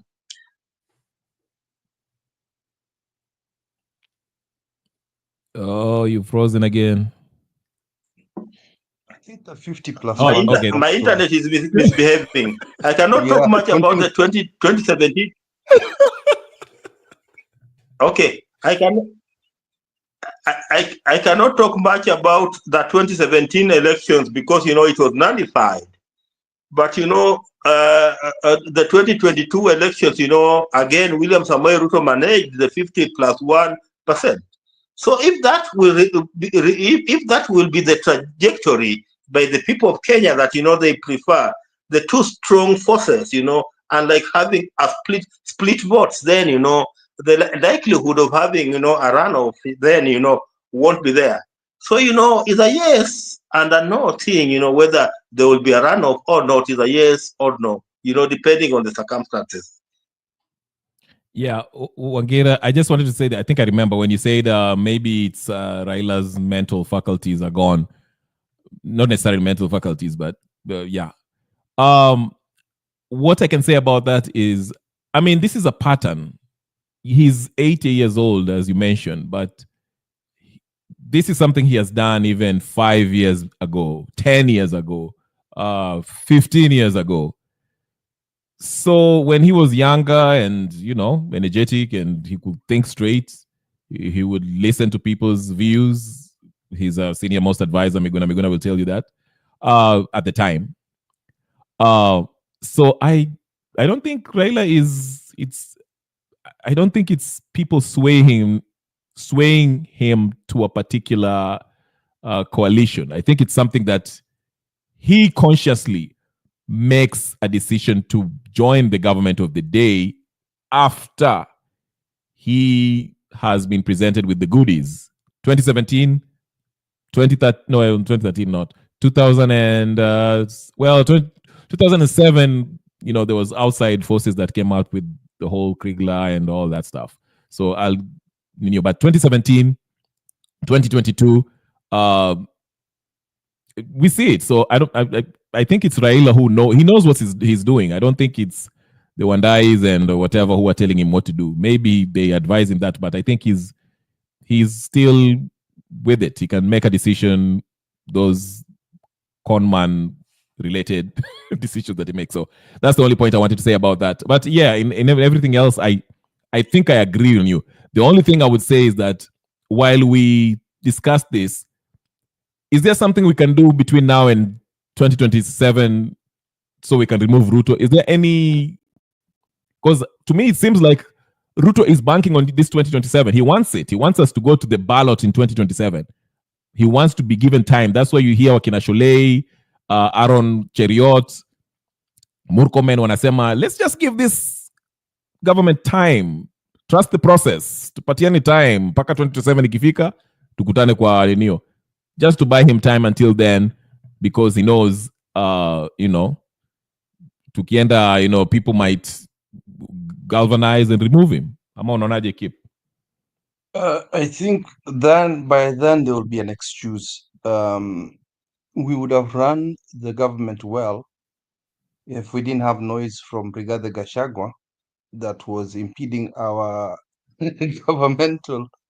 Aliharibu kazi yetu akiwa serikali na sisi, and then by then I think Rigathi Gachagua would have moved around the mountain, talking a lot of opposition. The way they did with Raila then. It's like, oh, Raila aliharibu mambo kama maandamano. I think there is going to be an excuse like that that Ruto will have then. So that is the excuse. These people know how to lie. I think Ruto is a professional liar, and he can lie so much.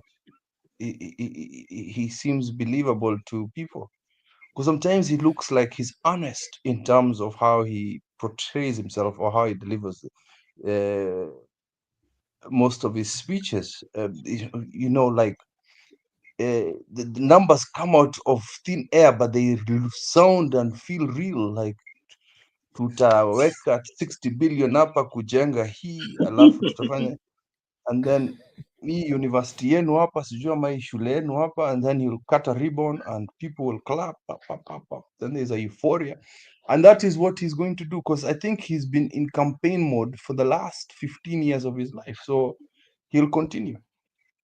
So there are going to be two things involved there. Then there's going to be fighting Matiang, fighting all these other people, and in the course of his fight, it's going to be believable that they stopped him from delivering on his promises to the people. There is going to be a way that when Raila comes back, of course he'll come back. That one we've already predicted. I know he finished with Angola, and now he's in Ghana. The countries that we already know he's got endorsements in. I've not seen him in one Muslim country or French-speaking country. So he's in Ghana now, but I think by March we'll start hearing the noise, because he'll go lick his wounds, like he'll go to an island somewhere, like as usual, go for holiday with his wife, his daughter, and son's wife. They go to some rich island. That's what he does always. They go for holiday, and then he'll come back refreshed and ready to lie to us. As for here's a question for you again. Another question, yes. Kip. Don't you find it, and for both of you, don't you find it weird that every the face of the Gen Z movement, every member, the so-called leaders, okay, they were leaderless, but there were people who were viewed as the most influential in the movement. All of them are now in a certain party, and they are talking about 2027. It's no longer Occupy State House, Occupy Parliament. Look at Morara is talking about he'll be a presidential candidate in 27. Makoure, whatever, that guy with suits, ako ODM. Hanifa ndio huyo is going to join nani Kiomtata to see if he can run for any exploratory nini for 2027. Boniface Mwangi, you just told me right now, I didn't even know that. He has his own party. He's running in 2027. All of these guys seems to be the faces of the so-called leaders of Gen Z. They're no longer focused on let's occupy state house, let's go remove Ruto, let's go Mandamano, let's go occupy parliament. The talk is we have our Ninio parties, let's bank on 2027. But before that, they were all talking about no. Si lazima amalize hata hii first term, tumtoe sahi. But all of them now we are talking about 2027. Don't you find it weird? Isn't it a coincidence? No, I don't find it weird because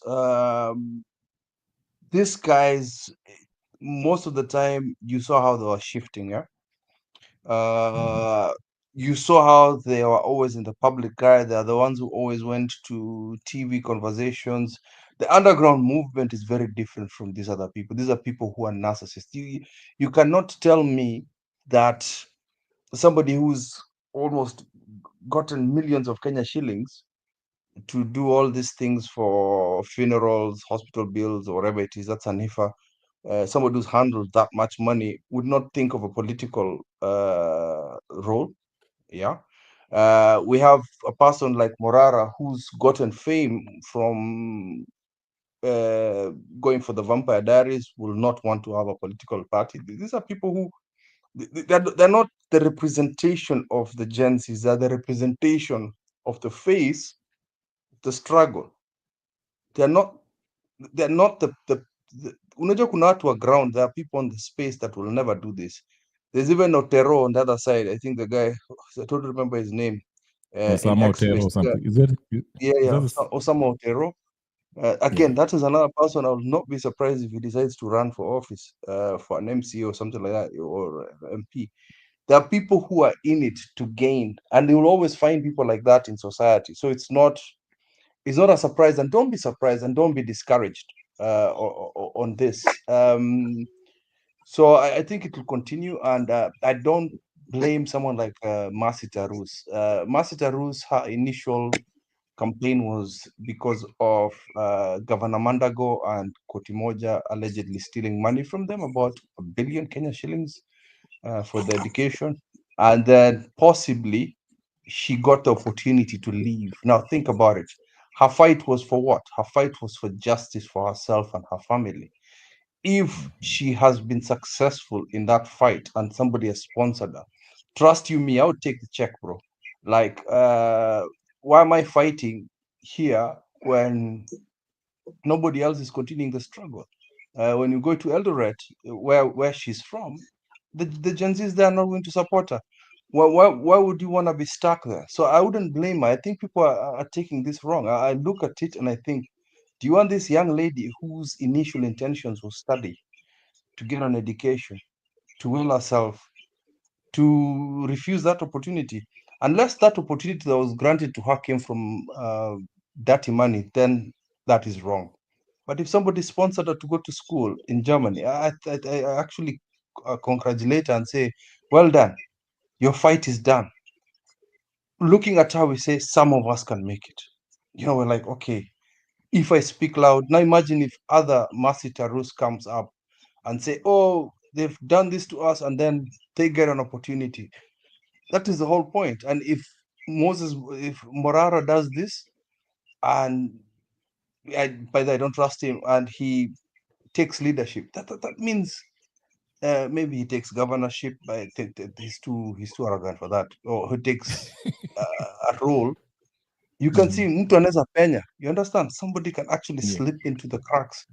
And sometimes I think it's a double-edged sword with the Gen Z movement. Some of them don't want to have leadership, and I like that. Let them do that. But the ones who want to tokea kama hii mjinga mwingine anaitwa Kaspul, aende ODM. That is good for him. Let him go. Go. If you think you can change, what I fear for him, him, he's not from a wealthy family. And unless ashikilie baba, I hate calling him that, Raila. Ashikilie Raila continuously for months before the nominations of whatever positions he wants to take on ODM. Unless ashikilie Raila on the hand, he'll never get any seat.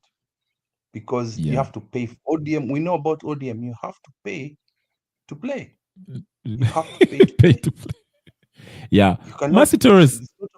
It's not about the people. Yeah, go on. Sorry.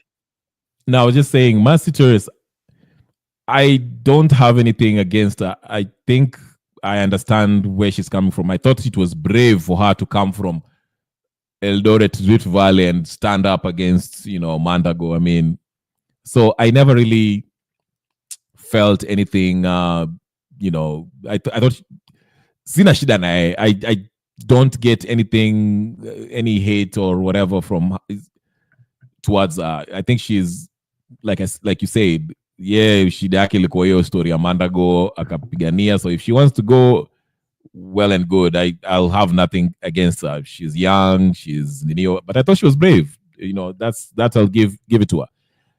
Our akina Caswell ndio I kind of have a problem with. Ndio walikuwa wanajitokeza wanatuambia we are fearless, we are partyless, we are all this, tutatoa Ruto, these politicians want to enjoy, we shall remove them. Then now they're joining the very politicians that they were speaking against, okay? That's why I'm looking at them like, what happened? So, but anyway, that's what the shift that has happened, and I think Nani alikuwa naisema kwa hapo, whatever. It's like everyone is resigning from this idea that we can remove Ruto right now. Sote tungoje tu tuzidi kupambana na mambo ya leo itakuwa Shif, kesho itakuwa Sha, kesho itakuwa Dani, itatoka Dani, itakuwa Gachagua, itakuwa Salasia, sijui nini.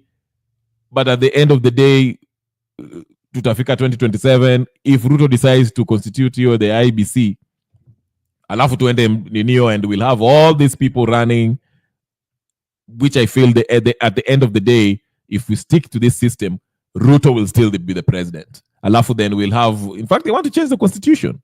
They want to change it, ndio kina Raila waekwe huko, akifeli AU aingie huko, sijui nani aingie huko. So to me, I'm just, I'm watching, because siasa ya Kenya, you never know. Tunaweza kuamka kesho usikie Ruto, I don't know. Things are just happening too fast. So I don't know. Wangira, what do you think with the shift that's happening? Is Ruto planning pulling some strings on the behind? Are you able to talk? Ama bado internet yako nakupatia shida? Sorry.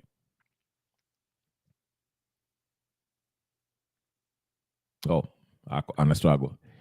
Anyway, we've been here for 2 hours. I was about to ask you, which WhatsApp group are you in? Are you in Tembei or Sons and Daughters? See, the thing is, I'm not even in WhatsApp, Ninio. I have an old iPhone that has iOS of 10 something, which is not compatible with WhatsApp. So I'm trying to get started because I have all your numbers, and I'm trying to start a WhatsApp so we can Ninio. I'll probably get a Samsung phone because my phone is still. I was about to forward you the video for Boniface Mwangi. That's why I was saying that. Right. So that's the thing. I don't know if you heard me when I started. I started by saying that that's my problem. Sina WhatsApp. Keep the other captain who has been asking, what's up, Mzalendo has been, what's up? I don't have WhatsApp. I used to have it on my old phone. Phone yangu ikapotea, lingia kwa maji. It's ninio. My new phone, iOS, mpaka niwekea ninio. I have to probably get another one. Huh? Don't blame your kid. I know you're about to blame your kid. It's not. It's not a valid excuse, eh? No, it's the mtoto nilikuwa namwosha ikanguka ndani. No. I'm not getting a pass on this, eh? I'm not getting a pass. No. But that's just short story short. But no, seriously. I want to this WhatsApp group. I mean, there are a couple of people who have been telling me about this, and I'm like, okay, I'll get a phone, okay, WhatsApp. But guess what? I discovered a way how you can do it. Nilifanya utafiti yangu kwa internet. So I should be able to ninio, even if you don't have the ninio. There's a way you can do it. Pull your old WhatsApp ifanye na your old iOS thing. I hate Apple products. Nitaingia Samsung ini. I really hate them. But anyway, that's huh? People are shifting the whole ecosystem nonsense. You get stuck in it, you know. Yeah. Mi tangu uchali mpya sijui aliingia hapo after nani Jobs alikufa. It has always been worse and worse. So Samsung is the way to go. But yeah, so that's basically where I'm at. But for real, that's where, you know, once I get it set up, tutakuwa na WhatsApp group, so tukiingia na wewe iteite watu, I know when ndio kuna connection and others too. Akina Atticus and all these people, wonderful people who, House of Hero. Those are the guys. And where's my friend Gypsy Corner? Sijamuona hapa now. Maybe he's on. No, she was here. She came in and said hi. Amenyamaza tu uko somewhere. Anaweka makeup. Sijali. Na nindi amepotea for some days. Anaitwa nani? Ani. Yeah. Ani sijui ako wapi, lakini tutamtafuta tu. Ani maybe ataingia weekdays. Chome vitu hapa. Yeah. Unajua watu wanakuweka kwa line. Pigana hapa na Gypsy Corner. Ni mabeshte. Kuja pigana hapa korogana. It's so entertaining. Mimi uliona huko Zuru walianza kuzishiwa na executive host, wakaanza kuambiwa ati nyinyi ndio mnatumwa hapo na ile channel nyingine. I was like, what? The other channel, unaitonga the other channel siphoning people. So what was by the way, what's your story? What's the beef? Wewe ulifanya nini? Kip was one of the I thought wewe ulikuwa na cheo huko. You were like, no, that's just garbage. Remember, this is a hobby just like you. It's a hobby. There's nothing. I'm not gaining anything. I mean, who's the owner of the...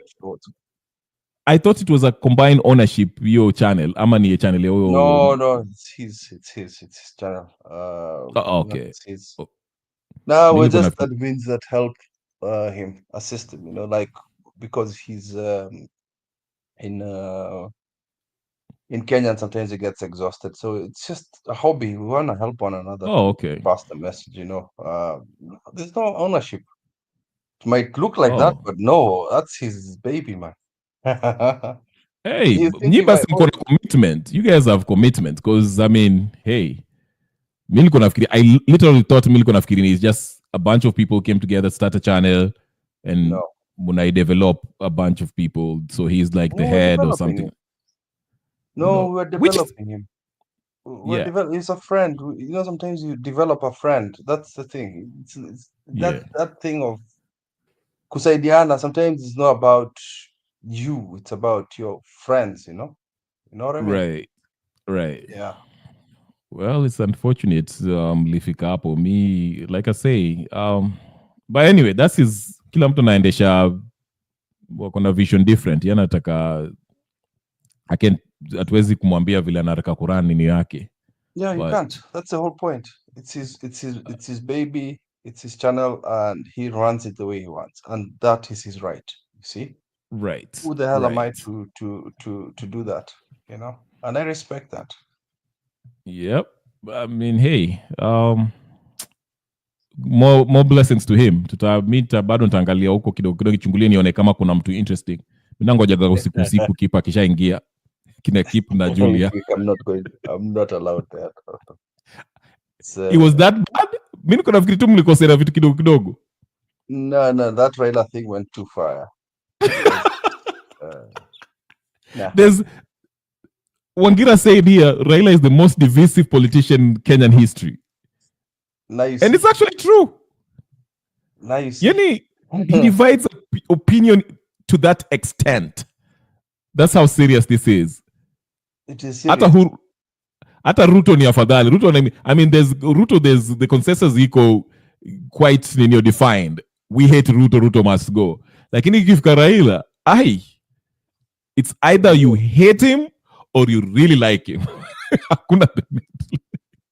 No, the reasons why Central did not like him, I don't agree with it. I don't agree. Yeah. Calling him Chawi, calling him Rogi or uncircumcised. That I feel is uncalled for. That is disgusting. Yeah. But now the other thing is what I now say, no, this one we have to talk about. Okay, These people, personally yeah. for you, what really happened to the point you ukasema, jamani yenyewe umzee, I'm done with him for you? The day I lost hope completely was actually last year. This was I was the first maandamano, and we're going, and remember ile siku walikuwa unamwagiliwa. The momentum was so fucking beautiful, man. Like we were being sprayed, cops were being chased, whatever. Like Raila is the guy. We don't know where he's going to appear.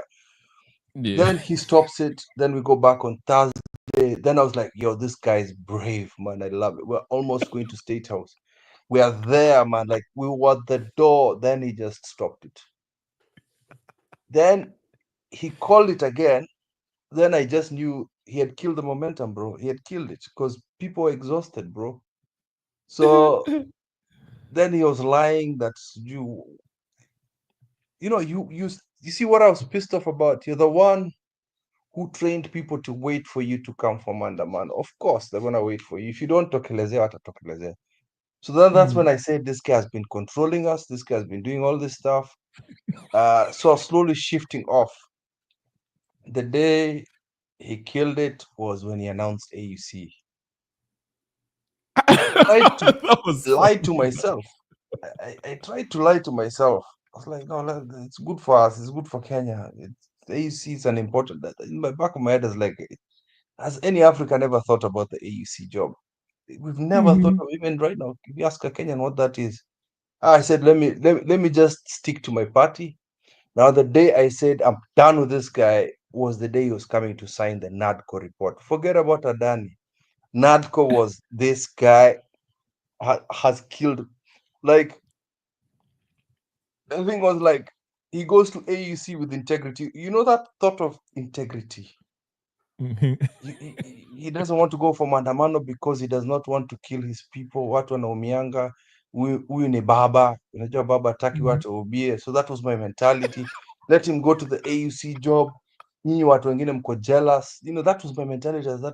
The guy is leaving. Let him win something. That was my mentality. Let him have a win. We've been stealing from him. Then when he signed the bloody NADCO, I was like, Jesus, it's clear. It's clear. That is clear now. Forget about leaving us with NADCO. This was clear.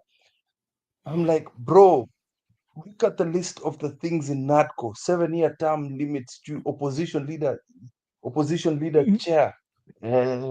First of all, I was blaming Kalonzo. Then I just saw it's him who was going to sign that. Brought two together. I was like, God, my God, what are you doing, bro? What are you doing? What the hell are you doing? Then the nail on the coffin was not even again NADCO. It's not a Danny, bro. It's not a Danny. There are 4 experts. That's when I said, nah, this guy's dirty. It's absolutely dirty. This is now filth. This is when I was like, no, this one, Adani has been my rallying cry. It's something that the Wananchi understand. That's what the people understand. This is something I can explain. But for me, it's NADCO and the experts. That one, especially the expert one, is plain clear as daylight. You are going to send people there so that they can be sharing the loot with you. That is clear. Nobody can tell me anything to try and say, give me proof. That is the proof enough. Then when I see that, sorry, no one is back. I don't want to ruin it because of his internet, because I want him to talk before his internet goes bizarre. I just said, yeah, this is what the bloody BBI was all about. This is what the bloody BBI was all about. This thing of landlords. The landlords was zamani in history, or the kings and the queens of the West, the lords and ladies. This is what we're trying to plan to do, where we have landlords in Africa, where you're born in a seat, that is it, you inherit it. That is the BBI. This is it, sharing power amongst them friends. Let Wangira talk before he disappears. I don't want him to disappear.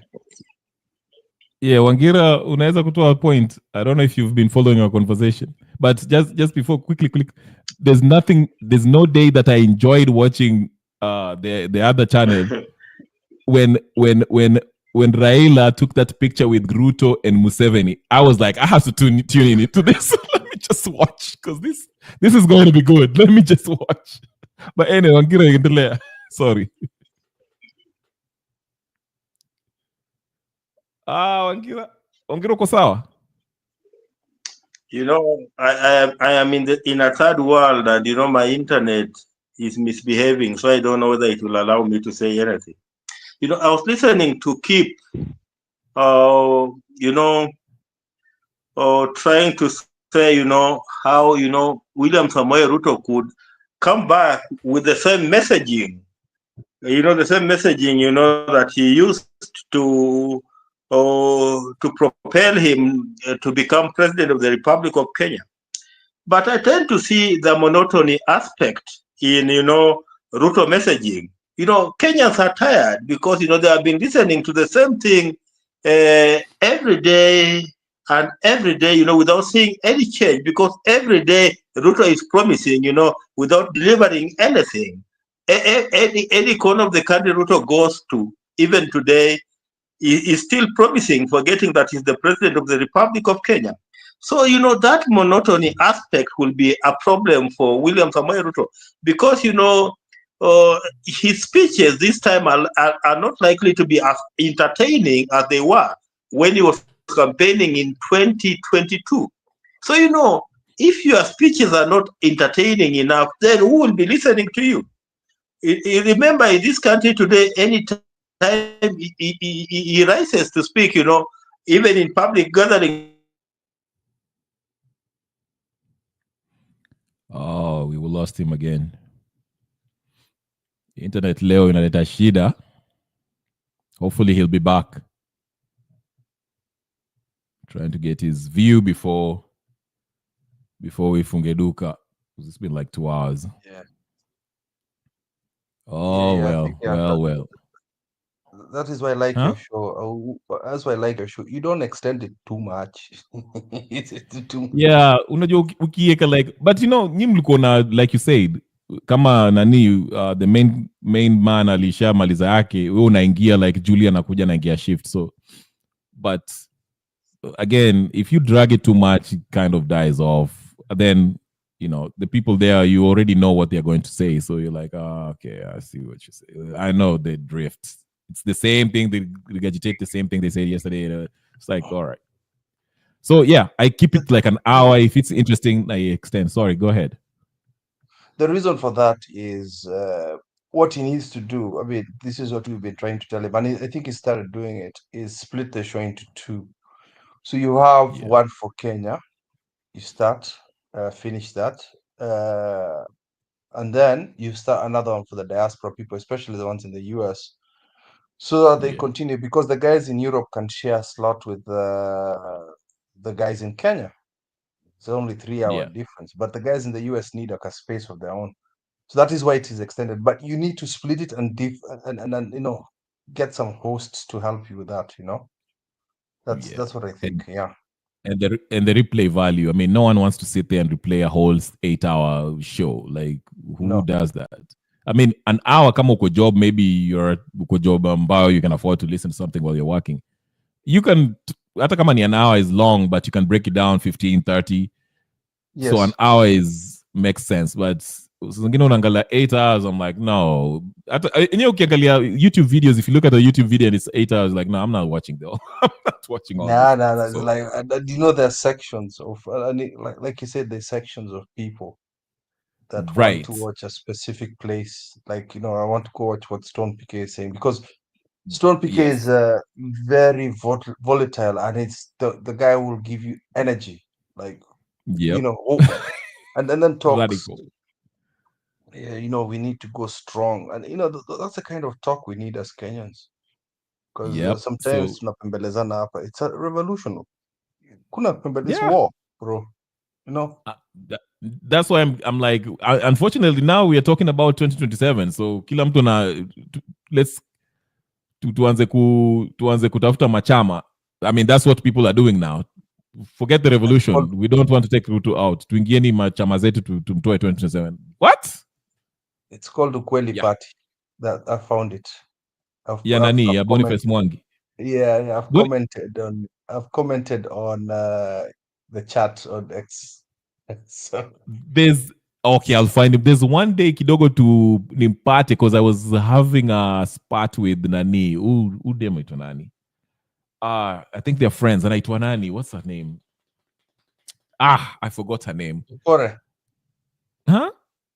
Ukore. No, there was some hiyo kuanga chini ya maji, but she's really she's also a really activist sana sana kwa X ninio. So siku moja hiyo ilikuwa mwanzo ya ilikuwa siku za Kenya Kwanza when they just got there and we started having an exchange. Then she was like, all right, let me go call wacha niite Boniface Mwangi. He was like, basically she tagged Boniface Mwangi. He's like, all right, take care of this. And I was like, oh, okay. Because it was an argument. We were going back and forth for like, I mean, ilikuwa tulikuwa naandika maparagraph hapo like back and back. Then Boniface Mwangi hakuingia. I don't know whatever the reason is. But I was like, I had like 2 followers. So I mean, like, okay, this is I'm cloud chasing over here. Boniface ingia, let people know about my channel. But he never did. So let me tell you, actually, his movement is actually brilliant, bro. He's not going for the higher seat. He's not what do you going mean? for up. He's not going to become a president. No, he's going for Stare constituency, and I think that is brilliant. Compared to Morara, I like this. This is brilliant because if we have brilliant MPs in parliament, MPs that have integrity, MPs that run the country as a legislation and combine together to fight against a dictator, even if Ruto wins in 2027 and we've got brilliant MPs together, trust me, Kenya Revolution, we are good. If we have people who have gone there to protect us against dictatorship. So if I have Boniface Mwangi there, if I have Inject Party there with their stupidity there, nice, I like that. I want them to come in. Then, of course, ODM will be forced to toe the line. We'll have Wiper coming in there. Those people will be forced to toe the line. We have my party, NAK Kenya, coming in there. That is what we want, a diversity of. And now I want more. Now, if Boniface is leading away, I want more Gen Zs to do that, actually, all over the country. Form their own little parties and go run for seats around the country. And I think that would be good for Kenya, actually. If it indeed is 2027, let us have many MCAs that want change in their country. That is true. If this is what Boniface Mwangi is doing, I'm happy. I'm actually very happy. We remove these garbage old parties, If we have a strong legislative body, whether it's on the county level with the MCAs and MPs and senators, then if there's a motion of, no confidence kutoa Ruto, then it can be possible. The problem is, it's so hard to Ninio. Yes. I know what you're about to say. Yes. No, go ahead. I don't know what I was about to say. Maybe ameshaingiza kichwa ndani bana. These guys will rig themselves in from the bottom to the top. Yes, I wasn't even thinking about that, but now that you said it, yes, absolutely. Kwa sababu ukiangalia hizi elections, that's why I get mad when people say we are choosing bad leaders. We choose bad leaders. Shida yetu Kenya, we are choosing bad leaders. We never chose these leaders. We never did. Hao watu wamejirig. I mean, they wanna rig na whoever has money. Unasikia sijui nani alichapwa bunduki, the IBC observer or whatever the case is, agent ambao alikuwa hapo, mara agents like Raila's case last year, 2022 last elections. There are places where he didn't have any agents. What do you expect if you have only the UDA or whatever, Kenya Kwanza, you're going to lose. So these are the things that happen in elections. So Muranga, that guy was killed. The guy was killed in Muranga so that Minji wins. It's just there. Like, they kill people for these things. But Yeah, so we don't choose these people. Hawa watu wanajirig na wanaingia, alafu we wonder why they are making this ninio. Kenyans, ndio maana mimi husema Kenyans are not stupid. They know who's good for Kenya and who's bad for Kenya. Unfortunately, the ninio, of course, okay, the tribal factor is the main one. Wacha tu niseme tu hivyo. The tribal factor in Kenya that's the biggest cancer, because EU Kabila will excuse the ufisadi na everything that comes with it, because mmoja wao akishikwa, ni mtoto wetu, mtu wetu, and that's how we sanitize this nonsense. That's why people like Ruto can survive now, the Railas and whoever, that's why ninio. But it has to start with the next person from Ruto akitolewa, God willing, from the top, because I know still the executive wields a lot of power, though constitutionally his power is supposed to be, limited. It has to come down hard, and these independent bodies, mtu akiiba ashikwe. I mean, I saw that vile mko nacheza na siku ile mko naongea na PK on the other side, where you played that clip by was that the ex-prime minister of Singapore, something like that? I don't know if you remember that. You paid attention. Yeah, it was the ex-president, the ex-prime minister of Singapore. Yeah, I do watch those shows. Like I said, I'm a huge fan. Unakujanga asubuhi time ya gangsters. Yes, I'm your gangsters. Nisikia kina keep vile wanachoma hapo. I mean, these are good conversations. Sometimes conversations as countries, because Singapore has a rule whereby if the prime minister is a tyrant, the president can automatically request for investigation, and the other way around. And that is what happened. That's what cleaned Singapore, whereby when a prime minister is a tyrant, president has the power to mess with him, and then the other way around. But in Kenya, and then again, I actually disagree with you about tribalism. It is not tribalism, because if we have good legislation from my constituency, where it's my people, my tribe, like if ODM did not do this garbage that we see, where it's the same with UDA, by the way, you pay for those tickets. Just rarely, like Selassie got in Kibati Mbaya because DAP was coming in, and DAP needed new candidates and stuff like that. And in Bomet, Toto won because there was a fight between UDA and inaitwa chama ingine itwaje? Chama cha mashinani. So with that happening, this is how those people wanaponyekeanga huko ndani hivyo, just like that. So why would it be that in Langata, Jalas has to talk to Raila to get that seat? Why do you have to be around Raila to get that seat? It should be campaign around your people. I don't need to carry an ODM banner to get a seat. I don't need to carry that. If indeed that was my uncle was rigged with UDA because Ruto wanted somebody else, and that is how it is in Kenya. Even if you go as an independent, you're a good man, you get rigged out. You get rigged out during the primaries, you get rigged out during the election itself, you go independent. So the way you have to protect your votes, I think you need unataka kifua kabisa. Okia, how did he pull it off? Okay, Omtata. Because he's independent, right? Yeah, so that's another guy I don't understand. That one is actually God sent. I wish we could do a lot of Okiom Tatas around the country. I'll be honest, I want people like that. If we have at least a quarter of the parliament of people of integrity like that, strong, don't take bribes. But I know as human beings, ukionje kidogo, you get corrupted there. Once you take 50,000 here or 500,000 here, that's it. Your integrity is good. I just took that. Why don't I took a 500,000? It's okay. I can take $1 million. Before you know it, you're just completely. And this is another thing, ladies and gentlemen. If you don't know, MPs are broke. Yeah. MPs are broke. They make money, but they have to take that money to mashinani. Before you know it, the CDF funds have gone. Before you know it, their side chicks have taken all their money. Before you know it, they have got all these loans. Why do you think anytime an MP loses, they go broke? These guys are begging again. They are. That's why wana investors zile wako huko, wanaanza kubuy Yeah, ma these are people, businesses. they have been invested in. They now there are very few MPs that get those icing on the cake. By the way, they have to be in committees. Yes, it's not all of them.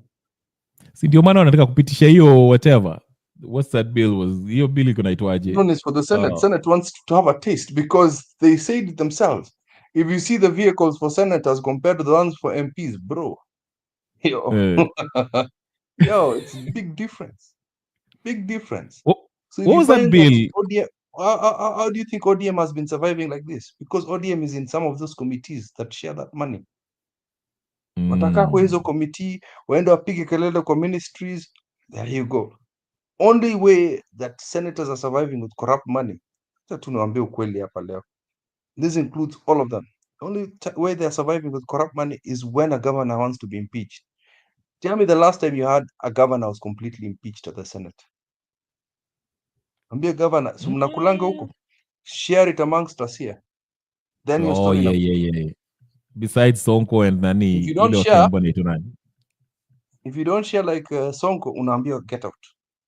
If you don't share like the former senator, governor for Kiambu, get out. You're impeached. But if you Nani share, survive? it's killed. What's that lady? Did she survive? What was She it? Embu paid or some? them. Yeah, she paid them. What was the name? You don't know the game, bro. You don't know the game. You don't know the game. Wow. That is how senators are eating. Share it amongst us. You get that, how much is it? 330 billion comes into your county. Yeah, I'm sorry, you're going to only eat, you have to share 20. And it's that ruthless. Ama unaipichiwa. Sakaja. Sakaja because Sakaja will not be impeached because that's Ruto's darling. Ruto anakulanga huko vizuri sana. It's very hard. I thought it was Baba alifanya laundry wakapo. Sinakumbuka vile Sakaja went to Bondo. It's shared. It's shared. Ni mtoto yao. Mtoto I was yao. like, Mickey, the funny thing, I was looking at the Nini Twitter, Robert Alai was making a lot of noise, and I'm like, I thought you're the MCA ambao should be working on this impeachment. Oversight, Apple. What are you doing? It's just it's ridiculous. That is what I feel like. Yeah. No, nasema Sakaja was so clever. Ile enda kapigia baba simu, we went down to Bondo, uliona ile picture vile alikuwa huko Bondo. Yeah. Akatoa kitu kidogo, and every MCA wa ODM never said anything about Sakaja from that day. It is very simple. There was that guy from Jubilee. Raila was not about to get would have had a very good governor in Nairobi, Wetangula's brother. That's a very good Wanyonyi. Oh, Nani Wanyonyi, yeah, Tim, yeah. Team is also one of those MPs that have integrity. I know amekula huko ndani, but I think he's not greedy. I don't think he'll finya us.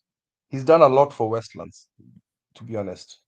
So for him, he would make a better governor. But Uhuru wanted a Kikuyu, so again, tribal politics.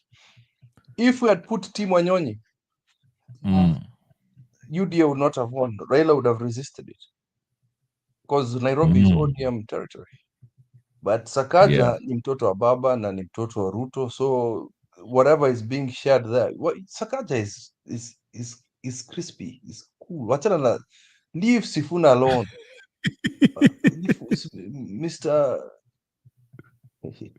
Mr. Righteous. Nani Sifuna? Ujinga, chana na ujinga zake. But Nani has a good chance then 2027 team, because I mean alisema this time he will not listen to anyone kumwambia ati akae kando. He's running for it. I don't know what Unfortunately, Babu's plans are. Unfortunately, Babu is a stronger candidate. But Babu anataka kwa president sasa. No. Really? Governor. Yeah, governor.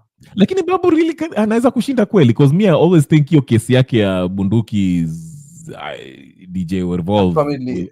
No, by the way, I don't condone it because that guy should be arrested and should never have run for it. But that family because I is beat very chapter okay. 6. That's what I'm saying. Chapter 6 itamwangusha because that's how they can play it. Will be like, oh, okay, unataka kurun. Oh, let's revisit this. What did you do over here? Hata kama alimlipa, but still, chapter 6 yakupitishi. Ulichapa mtu bunduki, it's on camera. How are you going to run for governor or any public office for that matter? Huh? Which country are you from? No. Especially if Baba is not backing you. I know it's Kenya. Okay. I just say that because this time, in case our channel na Baba for me or TB party or whatever the case is, without the backing of Baba. No, it's still again the same thing with Sakaja. Babu all Babu has to say one thing. Baba tuliachana lakini nakupenda sana, blah blah blah blah blah, and that thing is cleared. Just to save face, Raila will just let it go. That's how he thinks, but all you see, compare Babu to Jalango. There's a big difference. Yeah, but Jalas is Raila still shakes Jalango's hand. But if you look at it, if Mr. Tibim goes and greets Raila's hand without animosity, and then people see just the perception of it's okay, you go do your own thing, son. Raila is not going to mess it up. To me, I think of it differently. I think unajua Raila ataki kuwa outshined, okay? And Babu Owino, Babu anaanza ku outshine Baba, okay? That with his, and he knows it. That's why he uses that Baba akitoka Babu and whatever, which is clever wordplay. But I'm just saying, Raila, I hate using that word. Raila is... Stop it. You're going to make me puke.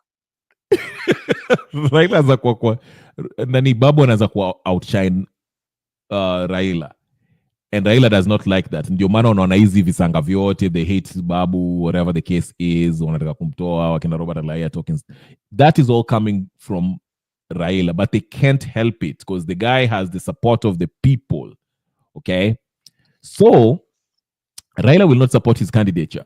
Ndio maana mimi nasema, if I was Babu, I would stick to my MP position because I feel Sakaja atamaliza 10 years with all the corruption cases ambao with the hate, whatever the case is, because politics is, it's not who votes that decides an election, it's the people who count your vote.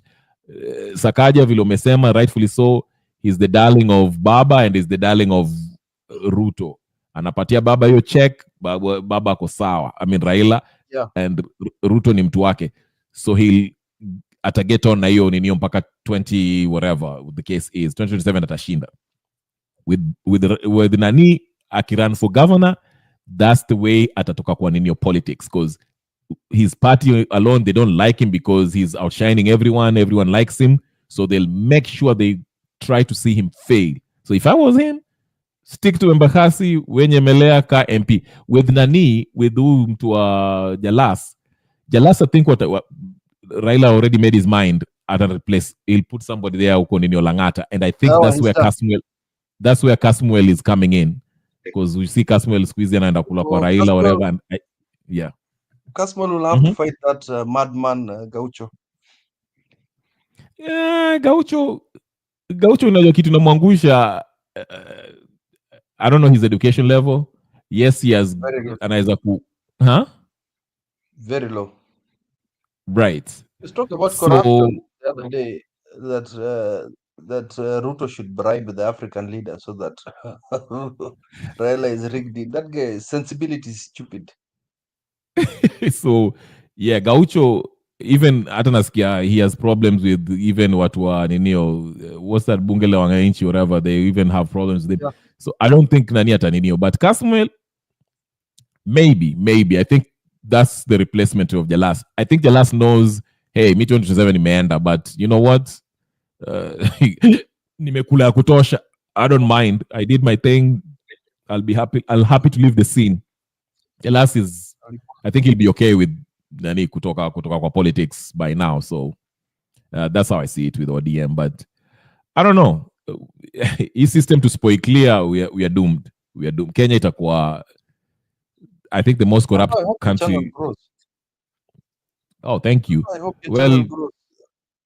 yeah, when watu kama wao ndio mtasaidia if you're here, the Gypsy Corners. Hey, Gypsy Corner tukambali. Yeah, so Atticus na watu wengine, so muitane. I'll set up that WhatsApp group. You'll get a text from me, I promise.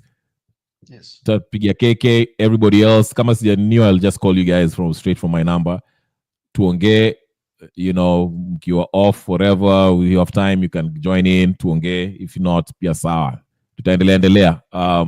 Me, like I tell people, thanks to Gypsy Corner na Clean Black Sneakers, that people who have contributed before, but I tell people, do not pay me. You know why? Because I see the visangas zinafanyika huko. So I'm like, a subscription and a like and a share, that's enough. Nothing else. So do not. But I appreciate everybody. Wangira, keep anybody else, really. Tumetoka mbali. So thank you. Anyway, keep. I know it's late wherever you are, najua uko job kesho. So yeah, thanks for your time. All right, once I set up that WhatsApp thing, mtapata text yangu, everyone will get a ninio, alafu we'll take it from there. All right? Perfect. All right. Let me shout out everyone who was in the chats. Gypsy Corner, Francis Irungu. Oh, nani mwingine? Oh, Atticus. Atticus unajua yeye kuja once in a while. I don't know, but it's fine. Atticus, you kama una channel. You told me you start a channel. House of Heru. Wanamwona kwa ile channel lingine pia. KK alikuwa hapa before. Green. Everyone else. Hata sijui I can't name of you. But thank you so much. Tukutane kesho. Well, tomorrow is Monday. I don't know. Maybe. Nikikuja nitakuja maybe late because tomorrow is like a really busy day for me. So we'll see how it goes. Kip, any last words before we leave? No, we're good. Just Raila is a con man. That's it. That song. Yep. It's an obsession now. Mission. Hi, Charlie, kwani Raila alikufanyia nini? Hey, I thought I was the anti-Raila guy. So I'm going to anti-Raila. I'm going to I'll over anti-Raila you. Yes. Yes. Sawa, hata mkiita gossip. Gossip. Yeah, until every Kenyan knows we have a con man. Takuitia pasta wewe, ambe ngoja, keep ngoja. Order. What are you saying? God, let me correct you. What were you guys doing when atawambia hivi? This is the argument mkianza mambo ya nini, ukianza kusema things about Raila. What were you guys doing when Raila was fighting for your freedom? Wengine wenu, what's wrong with you? Can you tell us what Raila fought for you? Stay focused. Stay focused. Huh?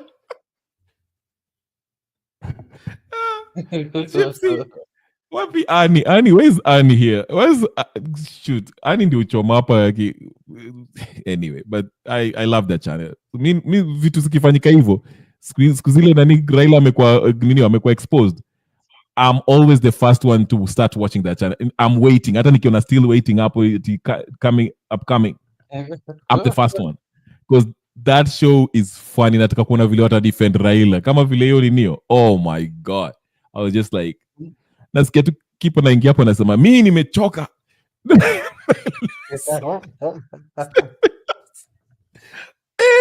Alafu Lala naingia naanza kuambia, Lala naingia naanza kusema, you know, Anyway, wache naitwanga gossip channel. So Wangira, you're back. You know, I was telling you that, here I am in a third world and, I'm not in control of my internet.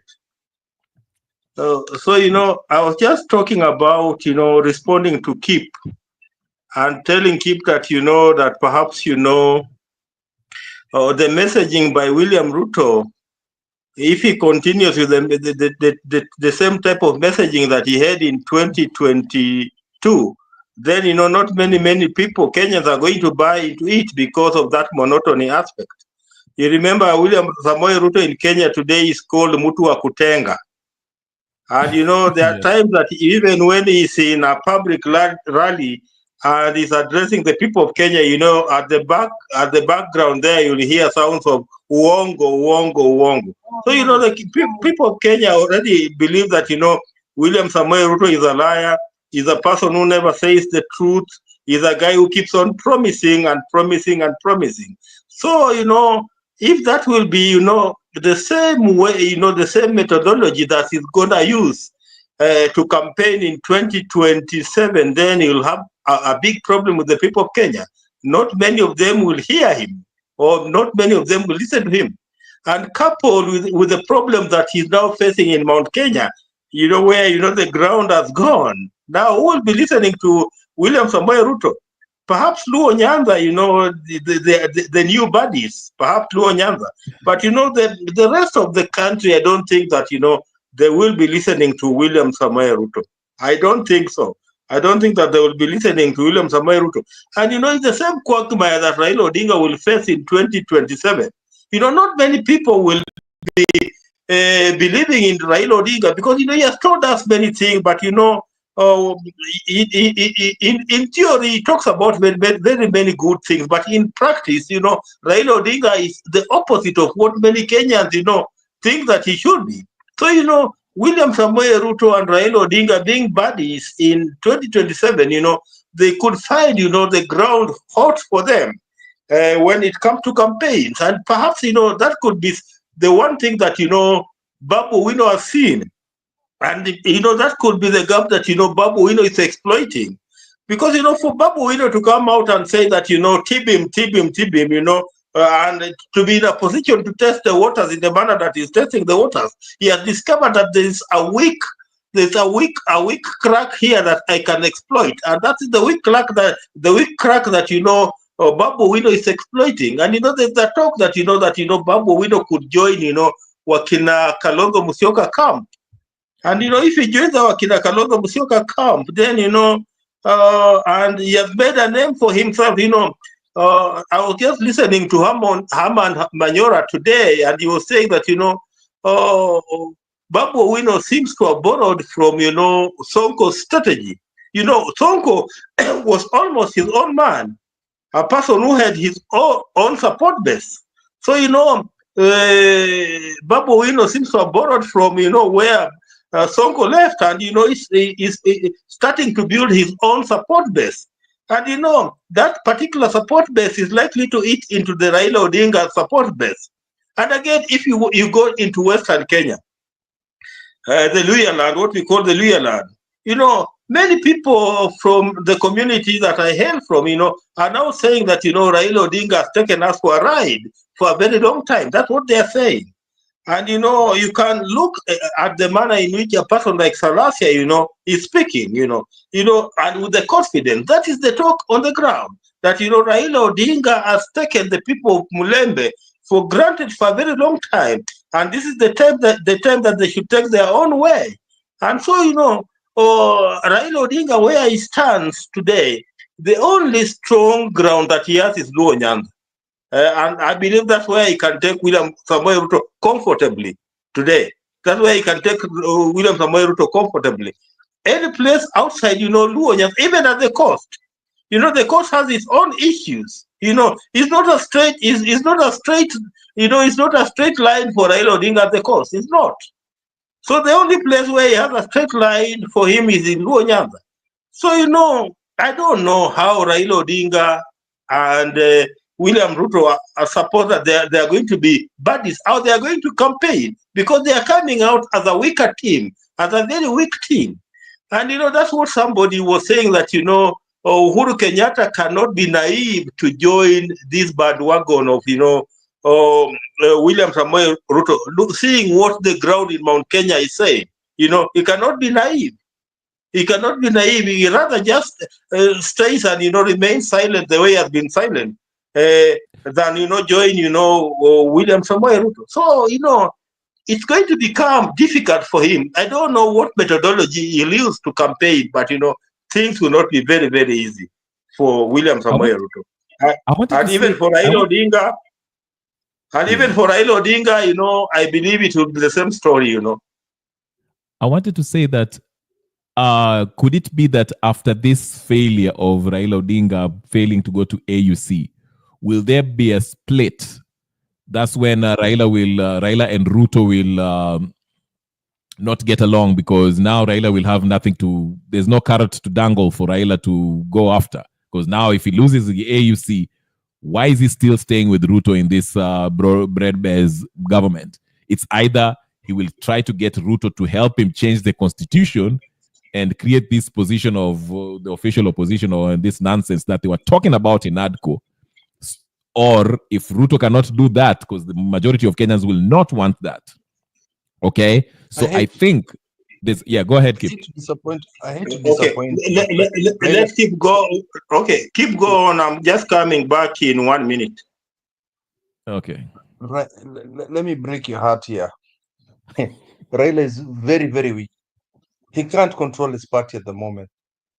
He cannot control anything his party does, because look at the number of threats Oparanya has done, Joho, Mbadi, and Opiyo Ndaya. You think this is what Raila wanted to do? They forced themselves into this thing. They forced on what? On the government. Yes, because they said last time you made this decision about handshake without us. You think you're going to do this next time without me? This guy is toothless. He's got no power. The way I'm hearing in the ground, the man has no power. He has no power in ODM at the moment. He might look like the head, but he's not. He's trying to, whether you like it or not, Sifuna is about to do a runner, by the way. Sifuna is about to do a runner because his integrity has been destroyed, because he had Mr. Morality title for the last 2 years. Having Mr. Moran, every time he would talk about ODM, Secretary General of ODM, I speak for the party, we're never going to join the government, we're never going to do this. After those 4 guys moved in, his integrity shot down. There's no way he can defend a body and Opiyo and everybody. He has been discrediting Ruto all these years, and we believed it. But now Mr. Integrity, forget about that thing of them trying to trade as members of the public, as members of the house with government. He tried to explain that somehow it made sense, but it didn't make sense. Do you understand? You can hoodwink us there somehow, and then we're like, it kind of connects but does not connect. Why was it there initially? Do you get what I'm trying to say? Somehow you can brush that off, and we're like, okay, we'll let that go. Immediately these other guys joined government, you can see the integrity of ODM has gone down. Raila no longer has autonomy over his party. The NADCO report was not his idea. Kalonzo was pushing it. His party members were pushing it because they want this thing. They want NADCO. So Raila has no power. Let's get that frank. In the party, I'm not talking about the people. In the party itself. I see what you're saying, but I think differently a little bit, because I feel like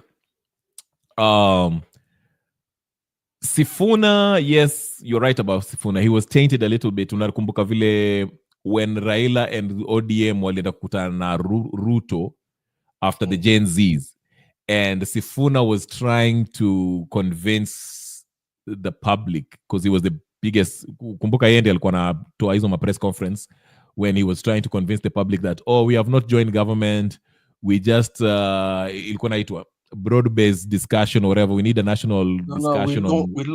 we loaned your experts. We loaned your Yes. Yes. And with the NADCO thing, again, I say it's Raila's brainchild. Reason being, the first thing after the 2022 elections was, ilidecidiwa na Koome, the infamous words, hot air, whatever the case is. Raila called a press conference and he said he wanted something akin to the Kofi Annan Accord, which is basically NADCO, Government of National Unity, whatever you want to call it, okay? Prime Minister. Yeah, there you go. So this is something that has been his dream. Waingie kwa serikali, the bread-based government. So then they coin it, because remember they started talking, the two of them, Azimio talks and Kenya Kwanza. Then people were saying, even in this channel I was saying, that's a coalition discussion. It's not a Kenyan discussion. It's Azimio and Kenya Kwanza. It doesn't involve Kenyans. Then they changed the name, National Code, I don't know, nonsense, NADCO, right? So these people, Raila and everyone, they were like, hey, listen, we lost, but we want tunataka kitu hapa. And that's why I went back to what when Ani was saying that Raila is not all the way up there. And I say this has been his pattern since 2000 and I don't know what. He always wants to be part of the government. Apewe gari. I like one professor when he said that Raila amependa sifa ndogo ndogo. Mpatie gari na bendera, carpet, all that stuff. He has his own Thanksgiving. In fact, Keith, you're the one who's saying it here, and you saw it too. Jamaa amependa praise. How many Thanksgiving has they are having another Thanksgiving, I don't know when. Ile awanga ilikuwa homecoming, they're having a Thanksgiving next week. Homecoming. And hizo homecomings, what happens? It's basically Raila walking around with his cowboy hat, and people clapping, and he likes that. That's what he likes. What is all this whole thing with AU? It's about him being a dignitary. Anatembea watu you saw the thing in Addis Ababa vile alikuwa na launch hiyo manifesto yake. What was it all about? It was the same people following him around from the same private jet. Anaingia hapo anampiga kofi, anatoa speech. He loves that stuff. That's what he lives for. So this guy, and Dumana Ruto was like, minimum jua. As long as you give him that, he's okay. So I even lost my train of thoughts. Endelea, what were you saying? I saw so much, I got into No, let Wangira go for it. Yeah, Wangira nimejichanganya. Go ahead, Wangira. The one thing that is the one undoing thing for Raila is that he's not a good reader of the moment, and he's also not a good reader of the times. For example, PLO Lumumba always says that a good dancer should know when to exit the stage. We all agree that Raila Odinga has been a good dancer, but unfortunately, he has failed to read the signs and is not exiting the stage when he's still as strong as he's supposed to be, and that's where his problems are emanating from. They are young blood, and there are young blood that are in ODM. For example, a person like Sifuna, a person driven by principles, a person driven by convictions, just like some of us are. For example, Sifuna, just like myself, was pro the GNC. He was pro the GNC. And he was very outspoken. If you can watch his previous clips, Sifuna was very outspoken on the GNC issue. But later on, without consultation, what we call is a principle of good governance, even under our 2010 constitution, that you need to consult, what we call public participation. Raila Odinga never consulted anybody when he decided to join, or when he decided to join, William Ruto. Many people were taken by surprise, including members of the, members of the ODM family, members of the Azimio family were taken by surprise. So, there's this tendency of people thinking that, Raila seems to be taking them for granted. And, there's what we call, personal benefit. People are now believing that, Raila Odinga is into politics because of, personal benefits. As we speak, Raila Odinga has his 85-year-old brother as a senator. Raila Odinga has got his younger sister as a women rep in Kisumu. Raila Odinga's daughter is a member of parliament in Yala. Raila Odinga's sister was just the other day appointed to a state parastatal. So, people are asking, we are in ODM, but, everything, around ODM seems to be, about Raila Odinga, the individual. And, that's where the disconnect is. And that's where he's going to find it hard, controlling the young blood in ODM. The young blood, when I talk about young blood, people like Wakina Sifuna, people like Wakina Babu Owino. And at that point of, also personal survival. For example, a person like Sifuna, if he sticks with Raila Odinga up to the end in ODM, is likely to lose, the senator position in Nairobi.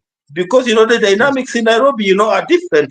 They are not the same dynamics. For example, in Luonyanga, where if Raila says left is left, right is right.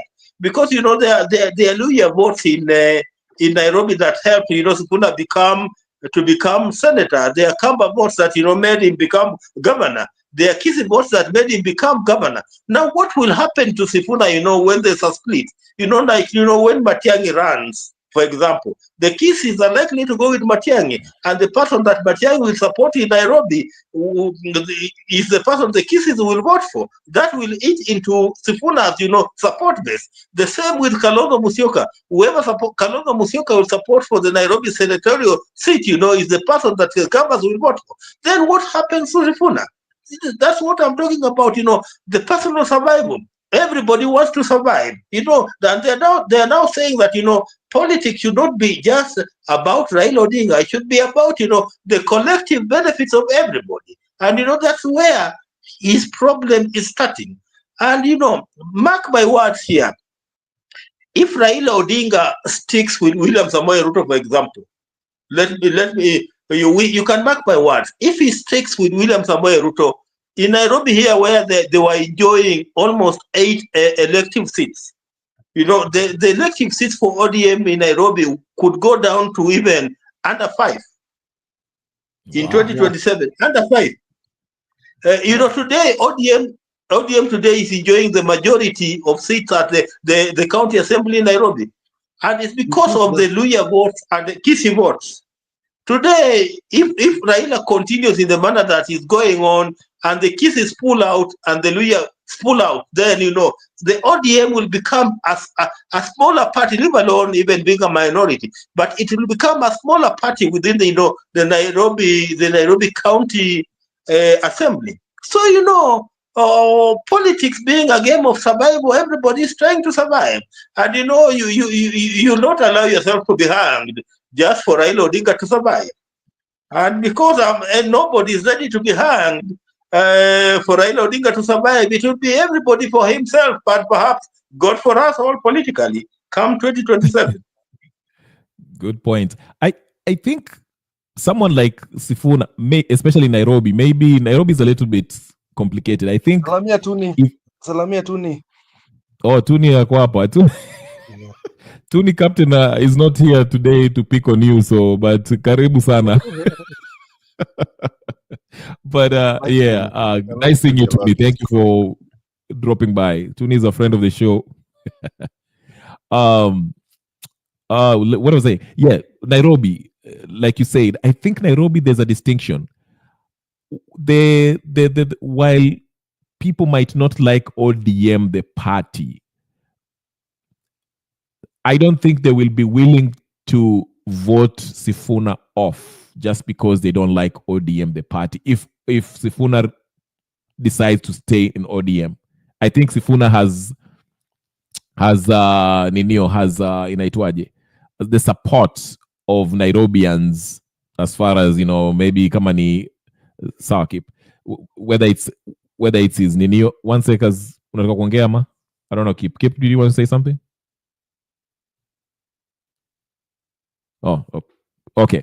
Like I was saying, someone like Sifuna in Nairobi, he's watu wamempenda. So even if the let's say the lower votes that voted for him overwhelmingly, they might not like the whole ODM party, but they will vote for Sifuna, even if Sifuna was to still wants to stay as a senator in Inio. So I think that's the distinction.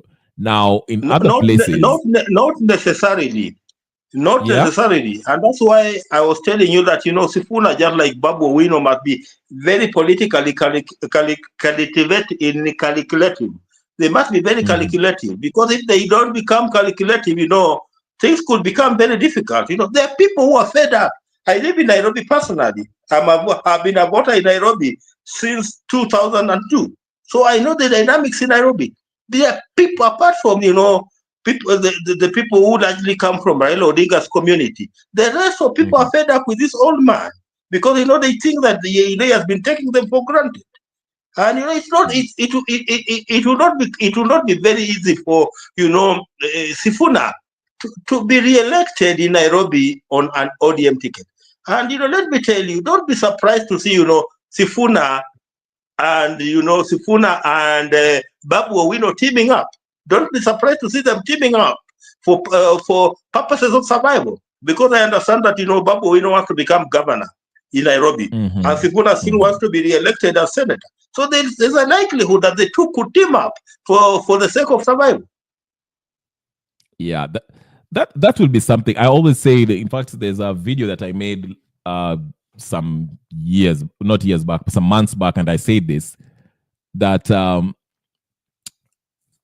Babu Owino and Sifuna, if they left ODM, which I think is a sinking ship, especially now that they've joined Ruto, they might be more looked at as, they might become bigger than already they are, as far as their influence around the nation. Okay. So I think that will be an interesting one if they choose to do so. I doubt it will happen, because Sifuna, like I said, during the Gen Z thing, Wangira, I think, to the contrary, I think people started going after Sifuna because Sifuna was trying to defend Baba's position by going to that handshake. Remember when Raila went to for the signing of that IBC amendment bill, and Raila said that it was Kalonzo who called him. He went there. Then Sifuna was saying, anybody can meet with the president wherever they want, and Sifuna got some slack for that, for defending ODM coming together with the president meeting with Raila. And even Sifuna was trying to draw a distinction between the Gen Zs and ODM. Okay, he even made a video saying, if the Gen Z wants to meet Ruto, they should go meet Ruto. We met Ruto as ODM, and people are not happy about that. I think it was a misstep on him politically, but I don't think it affected him much. That's why I think, because his track record, he's someone who's been viewed as, someone reasonable in the Senate. So I think he'll do just fine. Senate, even if he runs, I don't know the dynamics. Maybe you are right. If he stays in ODM, he might lose, or whatever the case is. But by and large, I think Sifuna should be good as a senator. Now, let me tell you one thing, One thing before you close. There's one single constituency in Nairobi that, despite the fact that, several communities have come together under ODM, but, it's still giving them a run for their money. And this is, the Mount Kenya constituency. As a single constituency, it's still giving, the collective of other communities in Nairobi a run for their money. And that's why, in Nairobi, we still have, members of parliament from Mount Kenya. A number of them, for example, they could be more than 5 or 6, who are members of parliament from Mount Kenya. And, this is the true position. Let me tell you. For example, if Kalonzo Musyoka was to join with any of the Mount Kenya teams here, then that will tell you that, the Kamba vote and the Kikuyu vote in Nairobi will go into one basket. So if the Kamba vote and the Kikuyu vote, goes into one basket in Nairobi, that will be a disaster for both Sifuna and, Babu Owino. And, that's a calculation that Babu Owino has already seen. And, that's why, Babu Owino does not want to play the ODM ball, because he knows that if he sticks into ODM, and ODM being a sinking ship, then is likely to sink with ODM. And those are the true dynamics. So, Sifuna must also see things from those lenses, because if he does not see things from those lenses, then, the likelihood of him losing this particular seat in 2027 are very, very high. So how is he going to, under what party will he, should he stay with ODM? I mean, UDA is not he's not going to UDA, I believe. I think he will not. So he should Sifuna run as independent? Do you remember? Do you remember? Just a second, Wangira. Do you remember the time Sifuna met with a bunch of Western leaders? There's a big bunch of them met with them. Yes. So I remember that. There was Malala, because even Malala is disgruntled. Yes. There's a lot of Western people who feel orphaned because of what Wangira is saying right now. They've been relying on ODM, which is, let's just be frank, it's a Luo party. Western want their own identity, and these guys were meeting to talk about it. I think Raila came to try and to cool things down. Just the other day, he tried to do that, meaning there's something very fishy about to happen, because Senator Onyonka, just today or 2 days ago, I'm not very sure which day he said it. He says, how can I want to run for president one day and my bigger brothers in Western have never fielded a candidate? There is something that Onyonka might have had, that Western is beginning to shake up, to be kind of united, forgetting about the sisters, the bearded sisters, that they want to unite together and form. And Sifuna could join, they could link up together and do that. They could form a party, or could join DAP. There is a very high possibility that the Western people could come together, because they're talking very boldly. They're uniting. They're uniting, and I'm seeing it. Sifuna wasn't he promoted within ODM, or is he still the, I don't know, chairman? I don't know what. When the shake-up happened, not shake-up, but Secretary General. He's still the Secretary General. I mean, our website is always up to date. I'll check right now. It's only a political party that has an up-to-date website, ODM.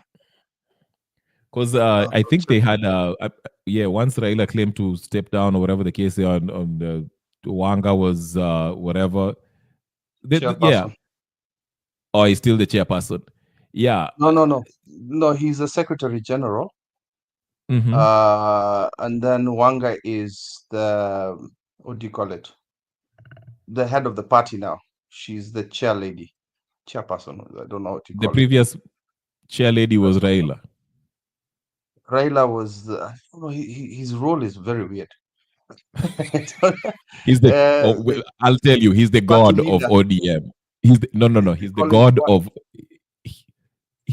he's the Ayatollah, okay? Yeah, that's something like that. They've not updated their website, but she's the chairperson, which is the topmost. But when ODM's organization is very weird. The party leader, in most cases, the chairperson, like Martha Karua is the chairperson. Uhuru was party leader and chairman of Jubilee. Uhuru is, Ruto is the chairperson and party leader of UDA. But Raila Oparanya was the chair. I mean, the ODM, the structure is a bit, I don't know. But right now it's Wanga, Simbarati, and the guy from Mombasa, the governor of Mombasa, are the heads right now. And Sifuna is still Secretary General. So the I think now that we are discussing this, I think the Western province, let me just say that, the Mulembe Nation, are going to determine the next president. I think this is what it's coming down to. Because Raila has lost them. I think you still have a few who still believe in, I mean, because of the influence of, what's his name? The former Kakamega governor, Oparanya. Oparanya. Yeah. Yes. But it's not enough to make him have a chunk of it. Like you said, Keep DAP Kenya is making inroads, has made inroads in Western province. Okay, then there'll be, yes. Then there'll be Mtata factor. So I think, you know how we usually say Mrima decides the president? I think this time it's going to be the Western province. That's where it's going to be.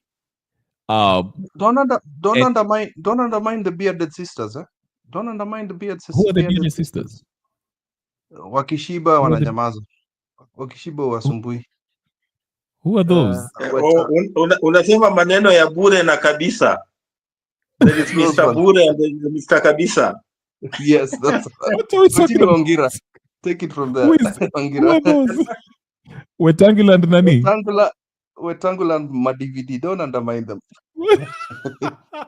Don't undermine those guys. No, those guys are gangsters, brother. Let me tell you the truth. You know, let me start with Nairobi before I go to Western Kenya. You know, Nairobi, where we stand today, UDA as a party is dead. Because, you know, the majority of the UDA membership in Nairobi were people from Mount Kenya. And today they seem to have debunked. So, you know, in Nairobi, we cannot talk about UDA. You know, it's no longer there. You know, whichever party that, you know, Mount Kenya would choose is what, you know, will also take effect in Nairobi. So in Nairobi, UDA bye-bye. You know, we can talk about UDA in the Rift Valley.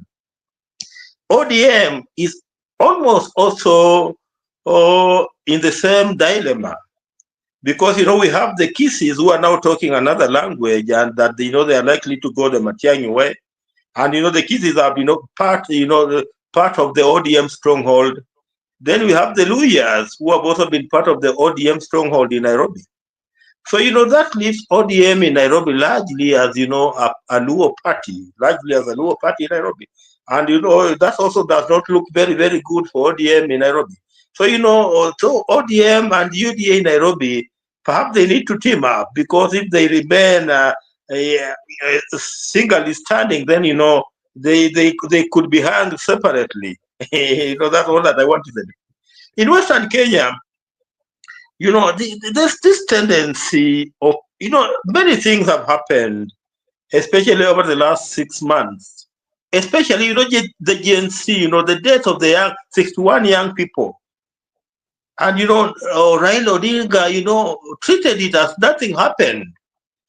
And even before the 61 people died, you remember in 2023, Raila Odinga took us for maandamano, saying that, you know, his election had been stolen. Then there was this issue around, you know, the finance bill 2023. Then, you know, our people asking themselves, you know, why was this guy taking us for maandamano in 2023 when he knew that he was going to join William Samoei Ruto? Why were we going for that maandamano? And, you know, there are many people from Western Kenya who died, many young people who died, many young people from Luo Nyanza and Mulembeland who died. So people are starting to ask, you know, why should we be losing our young people because of Raila Odinga's disputes? Then when, you know, he's given his part of the cake, then he forgets that there are people who died for his sake. And, you know, people have started, you know, now questioning. And, you know, by, you know, questioning, you know, Raila Odinga's stand, you know, people are becoming enlightened. And by becoming enlightened, people are now saying that we can even form our own party. And that's why, you know, forget about, you know, the other guy called Bure, the Bure guy. You know, the Bure guy is just Bure. You know, we can even, you know, the Kabisa guy, you know, has some, you know, we can talk something about Kabisa, because Bungoma is Kabisa's stronghold, you know. And, you know, we are being told that, you know, the reason why, you know, William Samoei Ruto defeated Raila Odinga was because of the votes that Kabisa brought to UDA in 2022, the 200,000 votes from Bungoma. But the Bure guy is just Bure because, even his a local member of parliament is a UDM member of parliament. So, we cannot count much on the Bure guy because it's just Bure, just like his name is. So, oh, the people we need to start looking at strongly in Western Kenya is a guy like Natembea with his Tawe movement. Don't dismiss that Tawe movement. A person like Eugene Wamalwa, don't dismiss Eugene Wamalwa. Then there could be some small parties, with Western Kenya, we are funny. We even come up with smaller parties that, will get one MP or two MPs, three MCS. So, where Raila Odinga stands today in Western Kenya is not as strong as it used to be. And I was telling somebody the other day that, today ODM has around 88 members of parliament. Today, 88 members of National Assembly, then I don't have the exact number of senators, but for members of National Assembly, they're around 88. If things continue the way they are, in Nairobi, Raila Odinga will lose a number of seats. A number of ODM will lose a number of seats. For example, let me give you an example of Makadara, where Aladwa is member of parliament. The fight in the victory in Makadara between Aladwa and the Wiper guy has always been very, very thin. So imagine, if Wiper joins, or Rigathi Gachagua, and they field one candidate in Makadara. Tell me, which route will Aladwa use to win Makadara? Which route will Aladwa use to win Makadara? There won't be. There won't be any. There won't be any. Look at, Westlands, Westlands, is dominantly Aluya constituents. So, if we go away, if we get out of, ODM, there will be a problem in Westlands. Dagoretti North is a dominantly Kisii constituency. Dagoretti North is dominantly a Kisii constituency. They are Kisii. And that's why they elected, Simba Arati, for, I think, 3 terms. Simba Arati, I think, was a member of parliament for Dagoretti North, I think, 2 or 3 terms. They are the Kisii who are voters there. So, those dynamics tell you that, there's a problem, around ODM in Nairobi. And, on wholesome, this tells you that if ODM is not very, very careful, it could get under 40 members of parliament who will be elected in 2027. Their number of members of National Assembly will be elected in 2027. They could be under 40. Because even at the cost. And don't forget that, Zakayo is also trying to eat, into part of the cost. He also, because, he has lost, Mount Kenya, and he wants, UDA to get more members of parliament. Where can he get, extra members of parliament from? The only places that now, Zakayo can get extra members of parliament from is either the northeastern, what used to be northeastern province and the coast.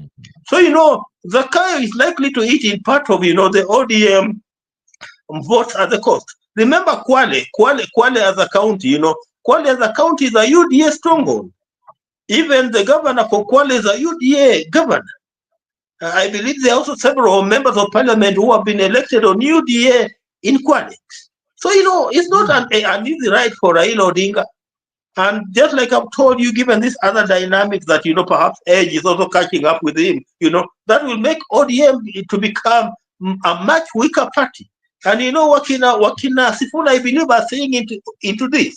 And, don't be shocked, because politics is about self-survival. Don't be shocked that, as we near 2027 to see a person like, Sifuna bolting out of ODM and joining any other force that will guarantee him a win. That's all that perhaps I can say. If Sifuna leaves, that will be the end. Sifuna and Babu Owino, that will be the end of ODM. I think with what you have said, it makes a lot of sense. And that explains why I think Raila was in Western Province. Was it a few months ago or a few weeks ago when he was there? Let me just say something before you come in. Mm-hmm. Last week, after, there was a meeting that William Samoei Ruto had with members of parliament from Western Kenya. And immediately, Raila Odinga felt threatened and he summoned his elected members of parliament from Western Kenya. Why was he feeling threatened, He's feeling threatened because, he knows that the ground is not very, very conducive for him. That's why he's feeling threatened.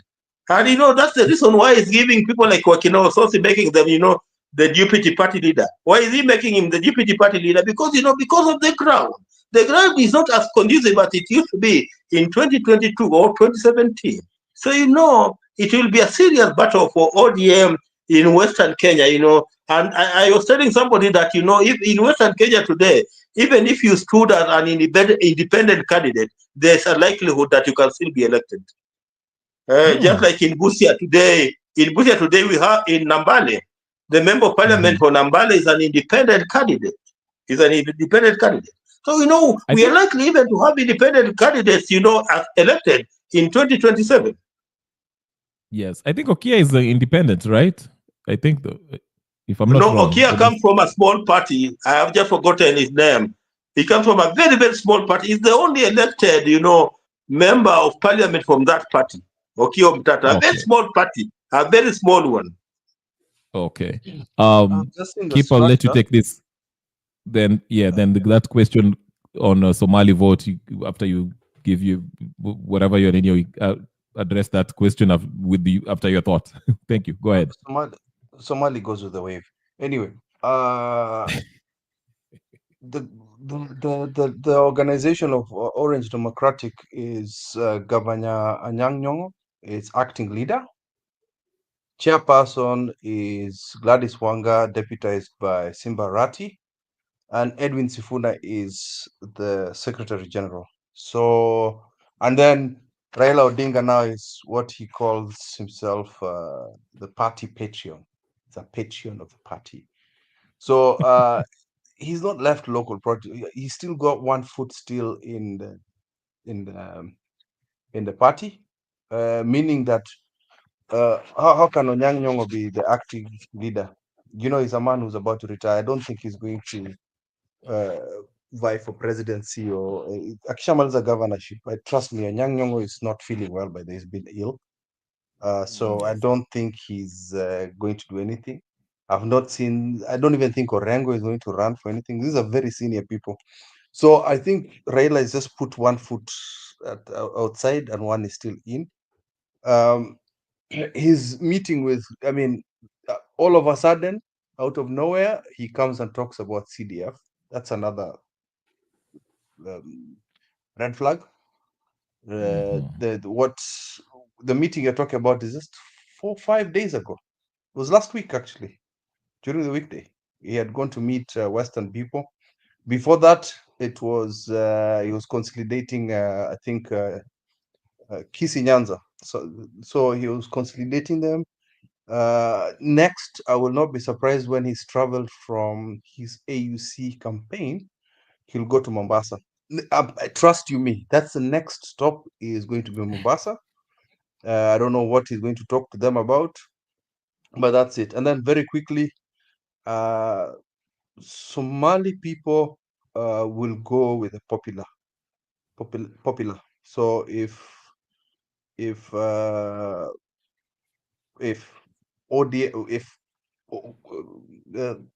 will be popular, they'll go there. If Matiang will be popular, they'll go there. So they'll stand on their own. And there's one thing about Somali politics that I like. When they're choosing a leader, it's very, very, very democratic, and it goes with clans, goes with tradition. It's very traditional. It's like they would speak, they speak amongst themselves. It's their own. It's very good. I like it. And it's Northeastern politics, the way they do their things there, it's amazing. They get the leaders they want. That is the difference between Northeastern and ODM politics. Northeastern, they actually, it is fair. It is very fair. Even if it's around clans, like a family that they know, it's tradition. That's the other thing is, if it's traditional, that is fine. But then since they're perceived as a small community, yet they are the largest community in Kenya. They're actually the largest community in Kenya. Although they are perceived as small, they will go with how they're going to help their people. Of course, they will want to be in government. They want to help their people. That's just the way it is. Just like the Luos would want to help their people. Just like the Kalenjins would want to help their people. It's just that these two tribes, Kalenjins and Kikuyus, have always been on top. But trust you me, the largest community in Kenya is the Somali. They're the biggest. You Wow. guys just are not seeing it. They're the largest. I didn't know that. I thought maybe most of them are, because I see most of them are in the government. I mean, if you talk about Duale and yeah, cannot be ignored. Yeah, okay. Is it Haji? Whoever in the security dockets, NIS and all this stuff. So I always thought they lean more on the UDA side. They lean on, like, when during the campaign, it was perceived that Azimio was going to win, and they formed an alliance with Azimio. Immediately, Azimio lost. They were the first ones to jump ship. They were the first ones. They're not even Jubilee. They're the first ones to shoot. Gone. Now, that's why I said it will be very because Raila, in fact, one count on Northeastern. They know what they're doing. They'll wait. Yeah. And even yeah, go on, sorry.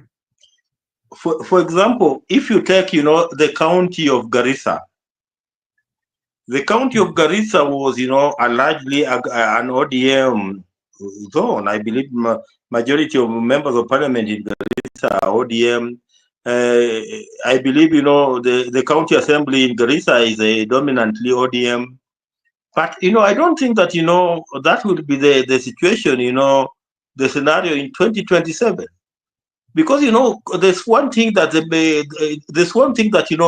Ruto has made people to rethink about. Every community is now thinking about, coercing, around, their own political party. Just like, what Rigathi Gachagua was saying, that, we are not going to make the mistake we made in 2022 by joining another person's house. So, every community is determined to have their own house. So, already already there's one political party in northern Kenya, I believe, is largely in Mandera or Marsabit, somewhere there. So I tend to believe that, the people of northeastern Kenya, as much as, they will be supporting whichever team they want to support, but they will be interested to come with their own political party, because, that will be the new move, that, every community wants to come with their own political party. So, there's a likelihood that, or they will want to come with their own political party. Then what happens to ODM in northern Kenya if the people in northern Kenya decide that they want to come with their own political party? That means the death of ODM in northern Kenya. And that's the same dilemma that ODM will have in western Kenya. Because western Kenya, there are people who are saying that we should also form our own political party. Already we have the DAP of, Eugene Wamalwa, and there are other political parties there, small ones, So people are saying that, we should not stick in ODM because, ODM has their owners. So, this issue of, parties with their owners and people forming their own political parties, that issue is going to weaken ODM as it weakens, UDA. So, UDA and ODM, come 2027, the two parties will end up being minorities in parliament. And, ODM will be even disadvantaged further. It will be disadvantaged further. And it could end up becoming even a Luo Nyanza political party if we are not very, very careful. I think that's what it is by and large. I was just about to say that's why I think Raila is, to me, in my opinion, if I was to predict, like I said before, once he loses this seat, he will engineer a divorce from this Kenya Kwanza affiliation, ODM with the Kenya Kwanza affiliation. He will engineer a divorce. Utasikia tu ataleta kitu, and then they'll get it, because he will try to, Raila udandia nini, just like 2002. Remember, once Moi did not make him the candidate for KANU or whatever, he was the Secretary General or whatever the case is. But once Moi went with Uhuru, and the wave was Nani, Kibaki was the most, popular candidate at the time. I mean, everyone knew Kibaki was overwhelmingly being supported, and he was already aliruku hapo na Moi. He bolted out of KANU and joined hands with Kibaki and say, Ninio Tosha. So the same thing, I think, when it comes to 2027, if you ever get there, if he fails to go to AUC, and the wave is, there's a strong wave against Ruto, okay, tayari amesha kula na hawa watu wake, he will pretend, he will engineer a divorce from Ruto and join the most popular party in order to benefit his own people, whether he's going to find Kalonzo, whoever, Gachagua, or whoever is going to be popular today, to save his skin and to survive another political day. That's my opinion. Keep, you have something to say? Yes, EFP, I forgot to say it's a party that is called Economic Freedom Party. This is popular with it is popular in Garissa, Wajir, and Mandera. They have MPs from there, so they have Mandera. They have Mandera East, Mandera West, and Banessa. Wajir, they have Wajir East, West, and Eldas. And then in Garissa, they've got the township, Dadab, and Fafi. And then, you're undermining that, although they've jumped ship, they actually have Jubilee members yes. and ODM, the way Wangira said, and some UDA. But I will not be surprised if the Economic Freedom Party actually expands to the rest of northern Kenya and becomes a reckoning force, because they want to be together. Because I think the expansion into northern Kenya actually started with Uhuru Kenyatta. But with Uhuru Kenyatta's party, Jubilee, has been made a tribal party. Actually, it's been made party for Central. Even when he was launching it, he said it in Kikuyu and all that. So the northern members of parliament that are in that party will, of course, jump ship. I think there was a time one of them went to actually ask for forgiveness from Uhuru.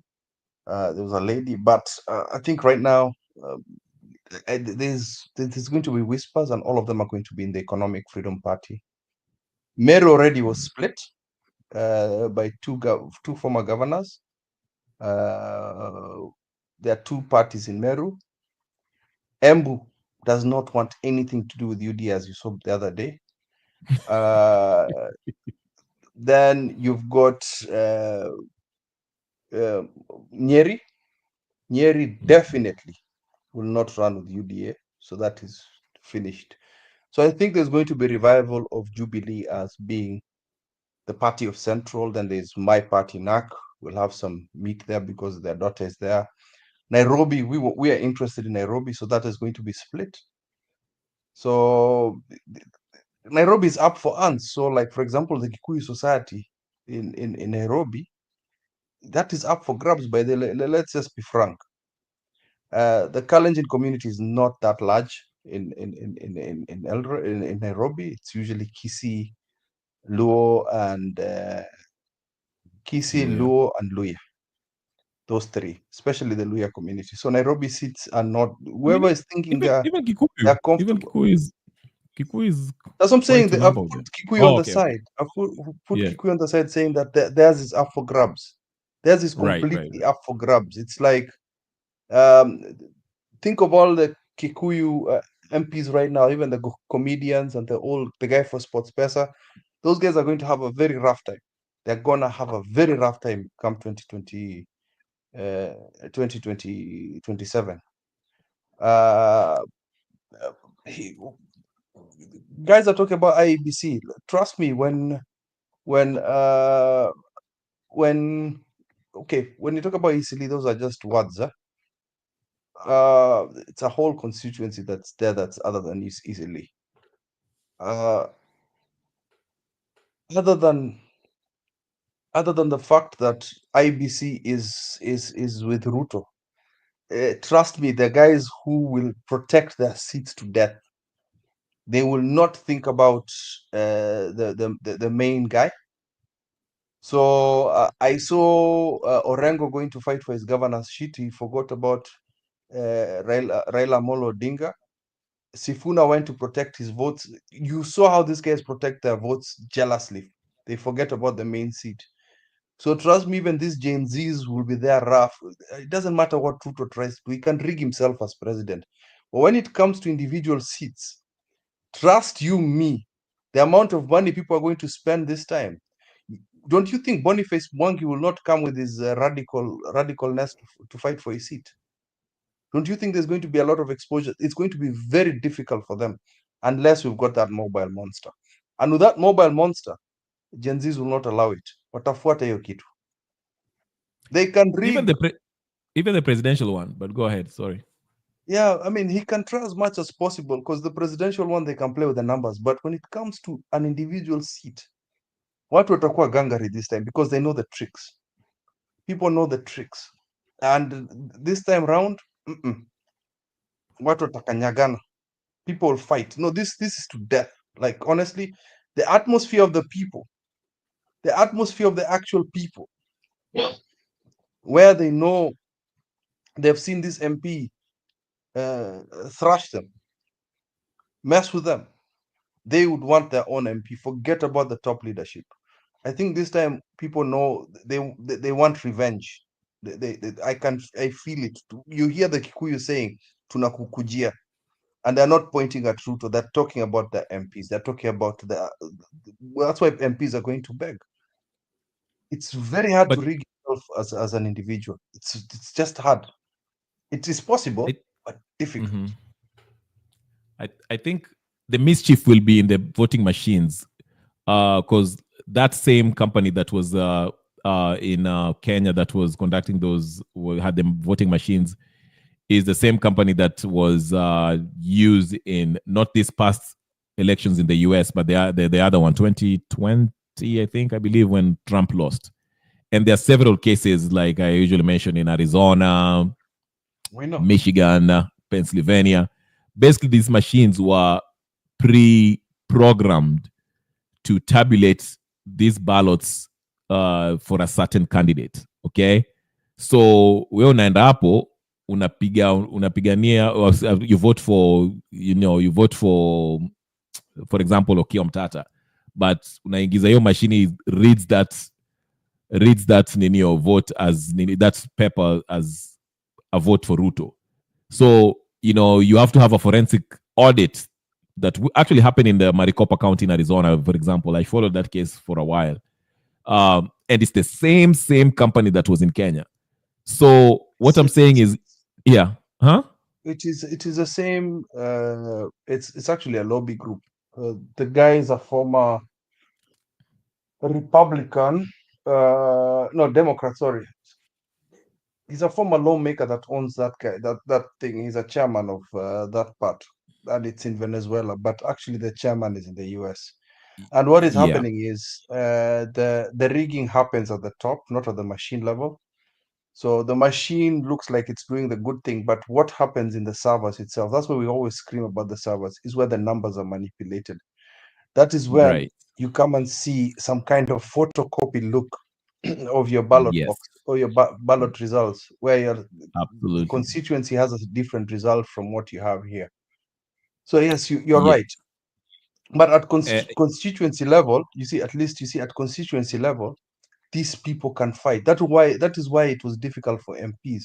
Remember the presidential one, ilikuwa inaenda huko with most rigs, but at constituency you could see shouting and screaming. There was a lot of noise of the people, like, no, niwe alishinda, you're stealing. That is what I'm talking about. There's that resistance that can happen in constituency level.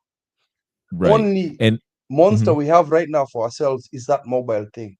But if we're protecting our votes at constituency level, forget about right now. Remember, we're talking about presidential.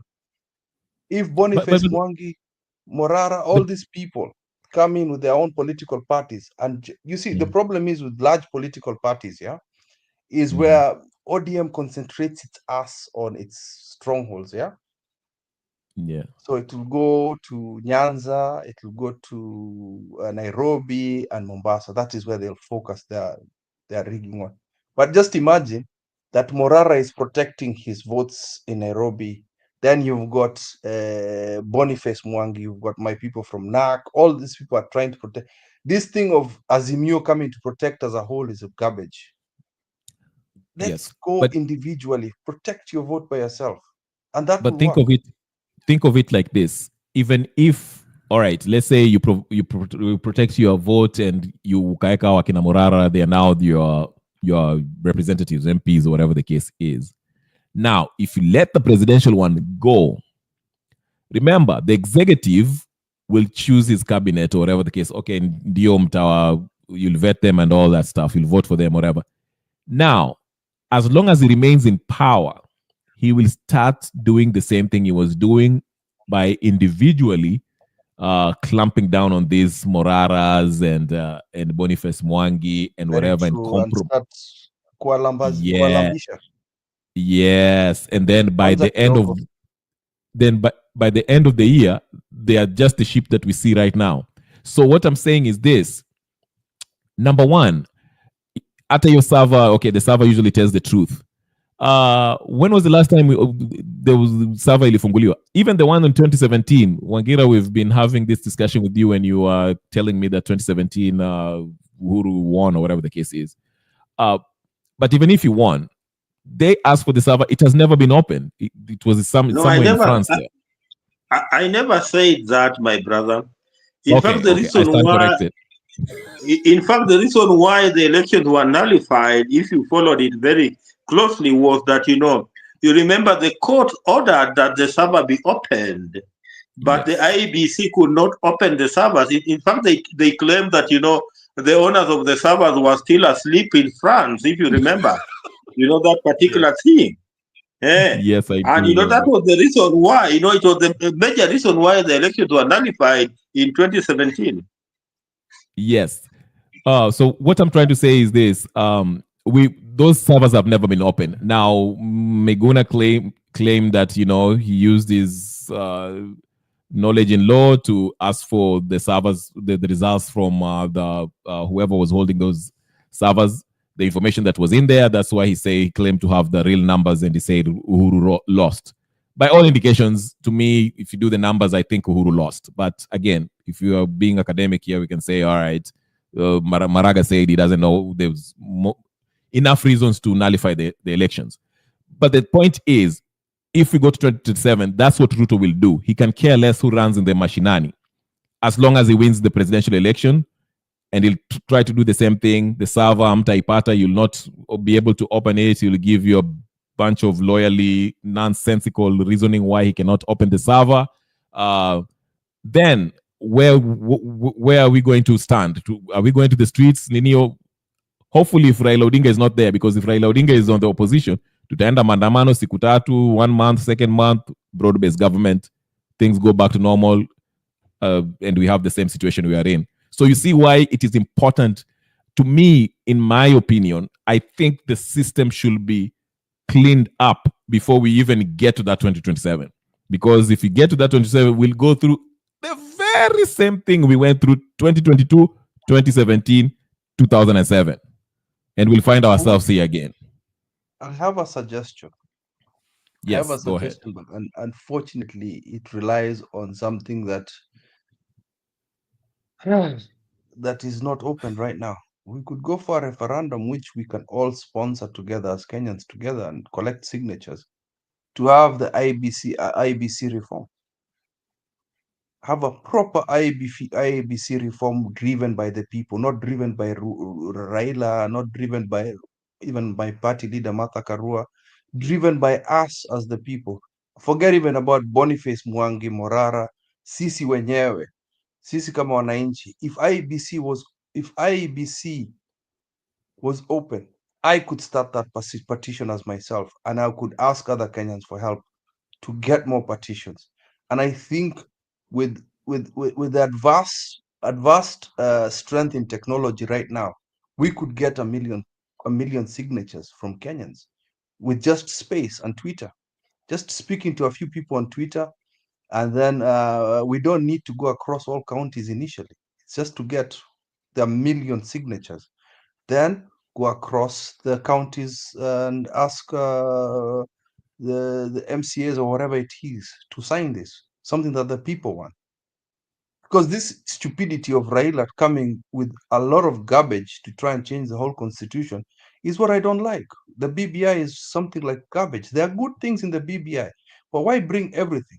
Right now, the most important thing for us is right of representation, which is reforms in the IBC. If I sit down with Kenyans without politicians and talk about what we need from the IBC and go for a referendum as Kenyans, then that thing would work. Every Kenyan wants good representation.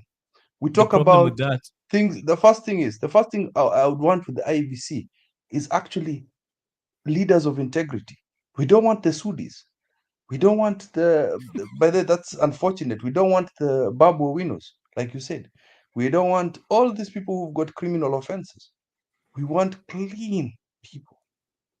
We don't want the I Gashagwas. And if that is implemented through the judiciary, and I'll tell you this time round, the judiciary will play ball. I'll tell you why. Martha Kahome is tired of Ruto. So that will be home. protected. He is tired of Ruto. And he knows Raila. They will not, people know they don't want Raila. So if it's this idiot Matiang coming in, we'll clean that up later on.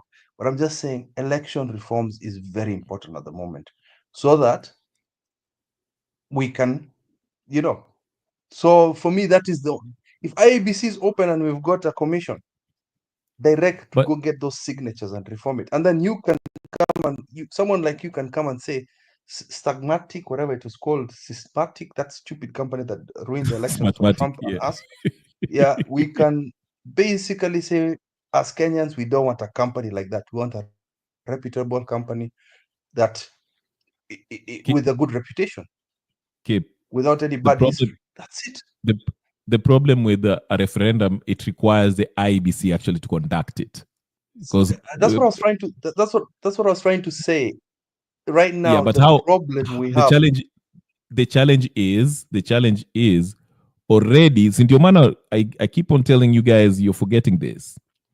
Ruto alikuwa shaona mbele. That's why the first thing him and Raila, the first thing that they changed in the NADCO thing was the IEBC amendment bill, which is now law. That was the first thing that they changed. It hasn't been implemented, yes, because he knows even if you go to referendum, whoever is going to choose the commissioners and the chairperson is going to be coming from the Azimio and the Kenya Kwanza coalition, which is now basically ODM and UDA. Who's holding up the IC? Who's holding up the IEBC? Who's holding up the The whole IEBC? it's Ruto who's not choosing No, the it's not whatever. Ruto. It's not What do you mean? Ruto. I was even shocked when I heard this. The people Yes. who are holding up the IEBC, the creation of the IEBC is the ODM fuckers, man. It's ODM that is Oh, holding so it it's up. okay. So it's about because they Because have to go to the parliament or whatever. Yeah. yeah, so they're Yes. holding it up because it's a sensitive one. It's about 2/3. Yes. UDA is ready because they know the people they want. That does not matter. The people right now Right. with the movements and the revolutions that's happening in Kenya, it doesn't matter what commissioners you bring to us. The word of the people will go through. If we want to Don't remove MPs, yeah, it's true. If we want to remove MPs, it's going to be very easy. The commissioners wise just an to this time because Mandamano will go directly to them. Do you understand what I'm saying? It's not do you gonna know go how to Ruto. arrogant Nani? Do you know how arrogant these people are? Nani, are you forgetting how arrogant these people are? But you see, that is the only no longer we have. You see, Kenya Revolution, they've asked for an opinion. That is the line. Okay. Okay. Imekuonesha Yeah, line hapo. I agree with you. I support it. I support it fully. I just think that mtego ilishawekwa na Ruto. No, you see, the thing is, the problem with you don't understand. I see what you see. And it hurts me Yeah. when I hear you say that because hii kitu ya kujifunga masikio unazifanya that things are going to go correct. This thing of talking about constitution, I know Wangira likes that, but the constitution Wangira is the constitution man here to deal with you. You know, this is the point. There are two things here. We are going into the 2027 elections, one, with a team that is very, very prepared. I'm talking, when I talk about a team, I mean, the Mount Kenya area. Mount Kenya area, when it comes to voting and protection of the vote, they are always very, very prepared. Secondly, we are going with the same team that knows how elections are stolen. You're getting the two dynamics. They are Yes. always very prepared and they always know how elections are stolen. So, they are not like us. Eh? And that's why, and again, their numbers are huge. For example, central Kenya counties, has around 1.4 million votes. That's before you put the votes of Embu and Meru. If you put Embu and Meru, it comes to almost 6 million votes. Those are large numbers that, you can, to manipulate, other numbers, to cancel the 6 billion votes, is not very, very easy.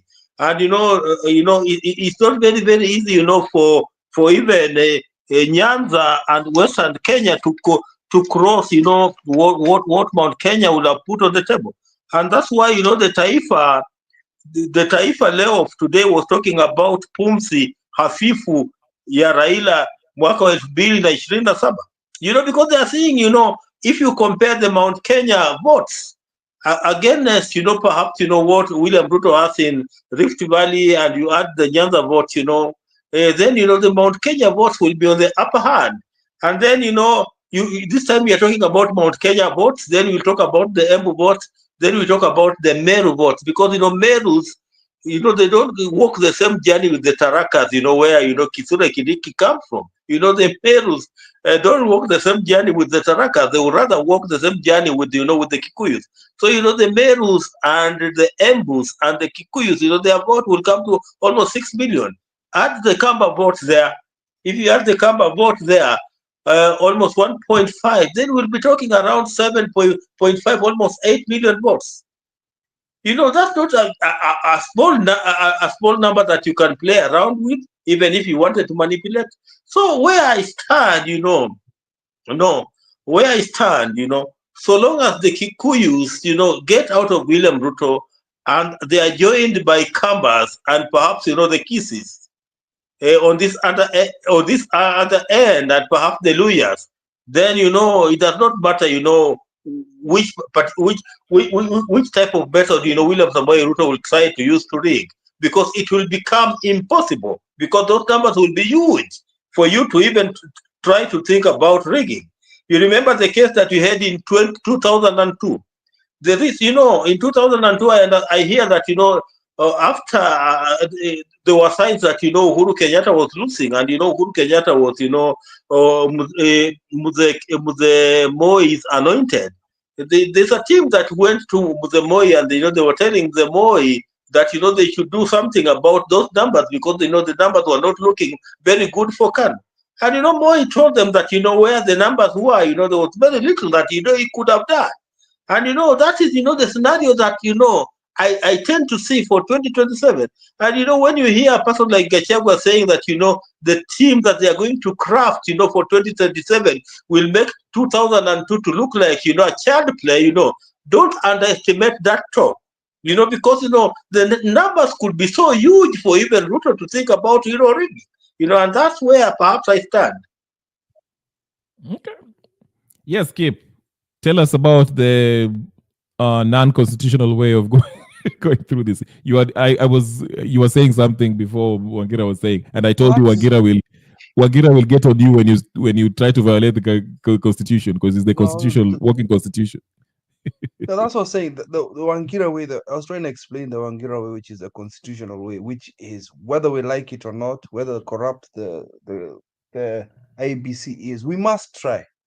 We must try. That's the whole point. We must try, even if we will fail, but at least we tried. So I think that aspect, if these ODM goons actually allow the IBC commission to be formed, something that we Kenyans need, because we have regions that don't have MCAs, we have regions that have no representation like MPs or MCAs. We need it to be formed, and then that is when, but then by then I think it will be too late to recall the MPs. But for us, it's to actually start a proper process to do a referendum that is not driven by Raila or Ruto or anybody else, just us as Kenyans. And right now we've got a very good LSK president. And that is a person we can even ask for assistance in the process of getting these signatures. And once we get the signatures, and once we ask her how we can improve the IEBC, how we can improve it for us, so things like tender for papers should be done locally. Tenders for the machines should be done by a reputable company like one from the UK, because the elections in the UK are very trusted. So we have something like that. We say, okay, we want to use the company that is in UK. Those are the things we need to place into I thought it. UK I doesn't even think, use any machines. Sorry. yeah, we should go for something like that. Even a referendum they don't yeah, use a machines. referendum. Yeah, a referendum like that, whereby we don't want machines, where by we have our results, our results called at constituency level. The results of everything is called out like the UK at constituency level. So at that constituency, we know who the MCAs are, because wards are called sub-counties. So we already know the wards that have won in that constituency. We know the MP for that constituency. Then it's tallied up, and then we already know who the governor for that place is. Then we say, okay, we all as this county have picked Martha Karua as our presidential candidate. And then it's sent to the national state, then they can go and fight there. But the results should be announced even at ward level. Each ward announces and says, or sub-county announces, this is who we've picked as our MCA, this is who we've picked as our MP as a ward, this is who we've picked as a governor as a ward, and this is who we've picked as Senate, and so on and so forth as a ward. Then you guys at the top can now go fight. So now the MP can come and look at his results from each ward, follow it. But if it's tallied in Nairobi, my friend. But currently, right now, as it stands, as the Constitution, 2010 Constitution, the results are actually, even the presidential one, is determined at the polling station. It's exactly what you're describing. So if there's a polling station in Makueni or whatever the case is, they'll tell you, okay, huyu MP alipata hivi, MC alipata hivi, the president alipata hivi, and that's final over there. So the only count that, in fact, you can be at home. That's why we had this portal. You can be at home, and all you have to do is just tally up numbers. All the polling station in. Huh? That's too. I know, but that's too complicated. We made it too complicated. Huh? What we should do is go back to Karatasi. By the, I think we go back to Karatasi. Yeah. I mean, that's yes. That's why I saw, because William Konafanya Brexit in UK. I think I saw they were just, people sitting in a room, camera iko hapo. Now people wanna count. There's France and other European countries. They've refused to use the machines because they know how unreliable these things are. I mean, there's cases where unaweza pata Wi-Fi and somebody just hacks it from China or whatever the case is. Yeah. So they refuse to use Nenio. So paper ballots, I agree with you. Keep there. And we do now you understand. We do a referendum for that. Yeah. Referendum for the paper ballot. For that, Yeah. I mean, that's fair. Yeah, we can. Yeah. I'm not in disagreement with you there. Then we were saying, I think we were saying the same thing in different ways. So yeah, we try. Even if it fails, we try. That's the thing. It's about trying. Right. That's another way of doing it. To me, I would have preferred, because the way things look, and I mean, that's another way of looking at it. Tuendeni huko tuambie Ruto atoke. We get that way people, because now again, like we were discussing this with Wangira one day, past week I think, where I say the people exercise their power directly, because all the representatives that we've delegated this power to have failed us. The judiciary have failed us. The independent bodies, IBC, have failed us. The executive, the Ruto, has failed us. The legislative body has failed us. Tuende tuchague sisi wenyewe, tuseme parliament kazi yenu imeisha, Ruto kazi yenu imeisha, all that, and we choose new leaders. Bro, hold on. Now again, Yeah. this is where the IBC comes in. This is where the IBC comes in. Where? That is In a something we as people, popular we as the regulation? people, yeah, we as the people can ask for that. That is the impeachment of the president, the impeachment Yeah. of the removal of members of parliament should come from us. Yes. That's another Yeah. referendum idea that we want, and that Yeah. is good. And if it can be done earlier than that, it is fantastic, man. We go to IEBC and we say this is what the people want. Yeah. The problem is to get people to rally around that idea. That was the whole point of Gen Z, I think. Isn't that what it was The Gen about? Zs will do it. No, the Gen Zs will do it. You just need to give them the tools for that. That's what they're afraid of. They're afraid of that IEBC thing. You cannot ignore it. You cannot ignore, Right. and it's going to be very hard to fake the crowds of people collecting signatures. Forget about this Raila bullshit about you count of people. No, if the people come together and we have LSK, and trust you me, Martha Kahome is tired of Ruto. Amechoka na hawa watu. Every day she's made to look like a punk by this government. She would be very happy to get rid. Yeah, being serious. Yeah, Though I don't trust her, but I get your I point. don't trust her, Anyway, but I'm talking about her selfish needs. Anyway, let's right. funganisha. It's been a nice one. I can't believe I've been here for 4 hours. That was a wonderful talk. Hey, Chief Nigus, thank you so much. Now, kina keke huko ndani. Thank you. I know I've been saying I've been fungering for the past 4 hours. I'm still here. I'm infectious. I'm infectious. That's the problem. Now No, I understand the disease they had. The disease they had the other side. It's people like me. It's a good discussion. We are having I actually enjoy the discussion. I can go on till the break of dawn, but unfortunately we are mambo tuna nini. I think you know what, in the future after ile plan I'll get the plan of I'll upgrade my Streamlabs plan, so keep ukitaka kufungua unafungua, unaleta kina PK and you say your things. What do you think? Yeah. Peter Stone PK will be happy about that. Yeah, I mean, when you get the WhatsApp group, I'll invite you. All right, we'll do that. Yeah, there's a splinter. So with a splinter, people are homeless now. Yeah. Okay. Sasa mimi naitwa sahi Kenya Rebel, naitwa 4 hours. Kuna Omosh 1 hour, kuna Kenya Rebel 4 hours. Okay. I see where you're going with it. Gypsy, your sister is not here. Your sister is not here. Only KK. Ameenda kuchokozana na Benson huko, sasa ndio anakuja hapa. Gypsy, wewe ni mchokozi bana. Gypsy yako sawa. Na nini ndio kuangalia. Okay, Wangira, since you're here, let me see. Wangira.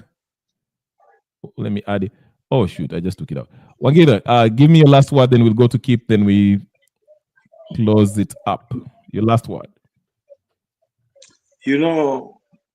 The only thing that I just want to say is that, let us just keep the hope alive.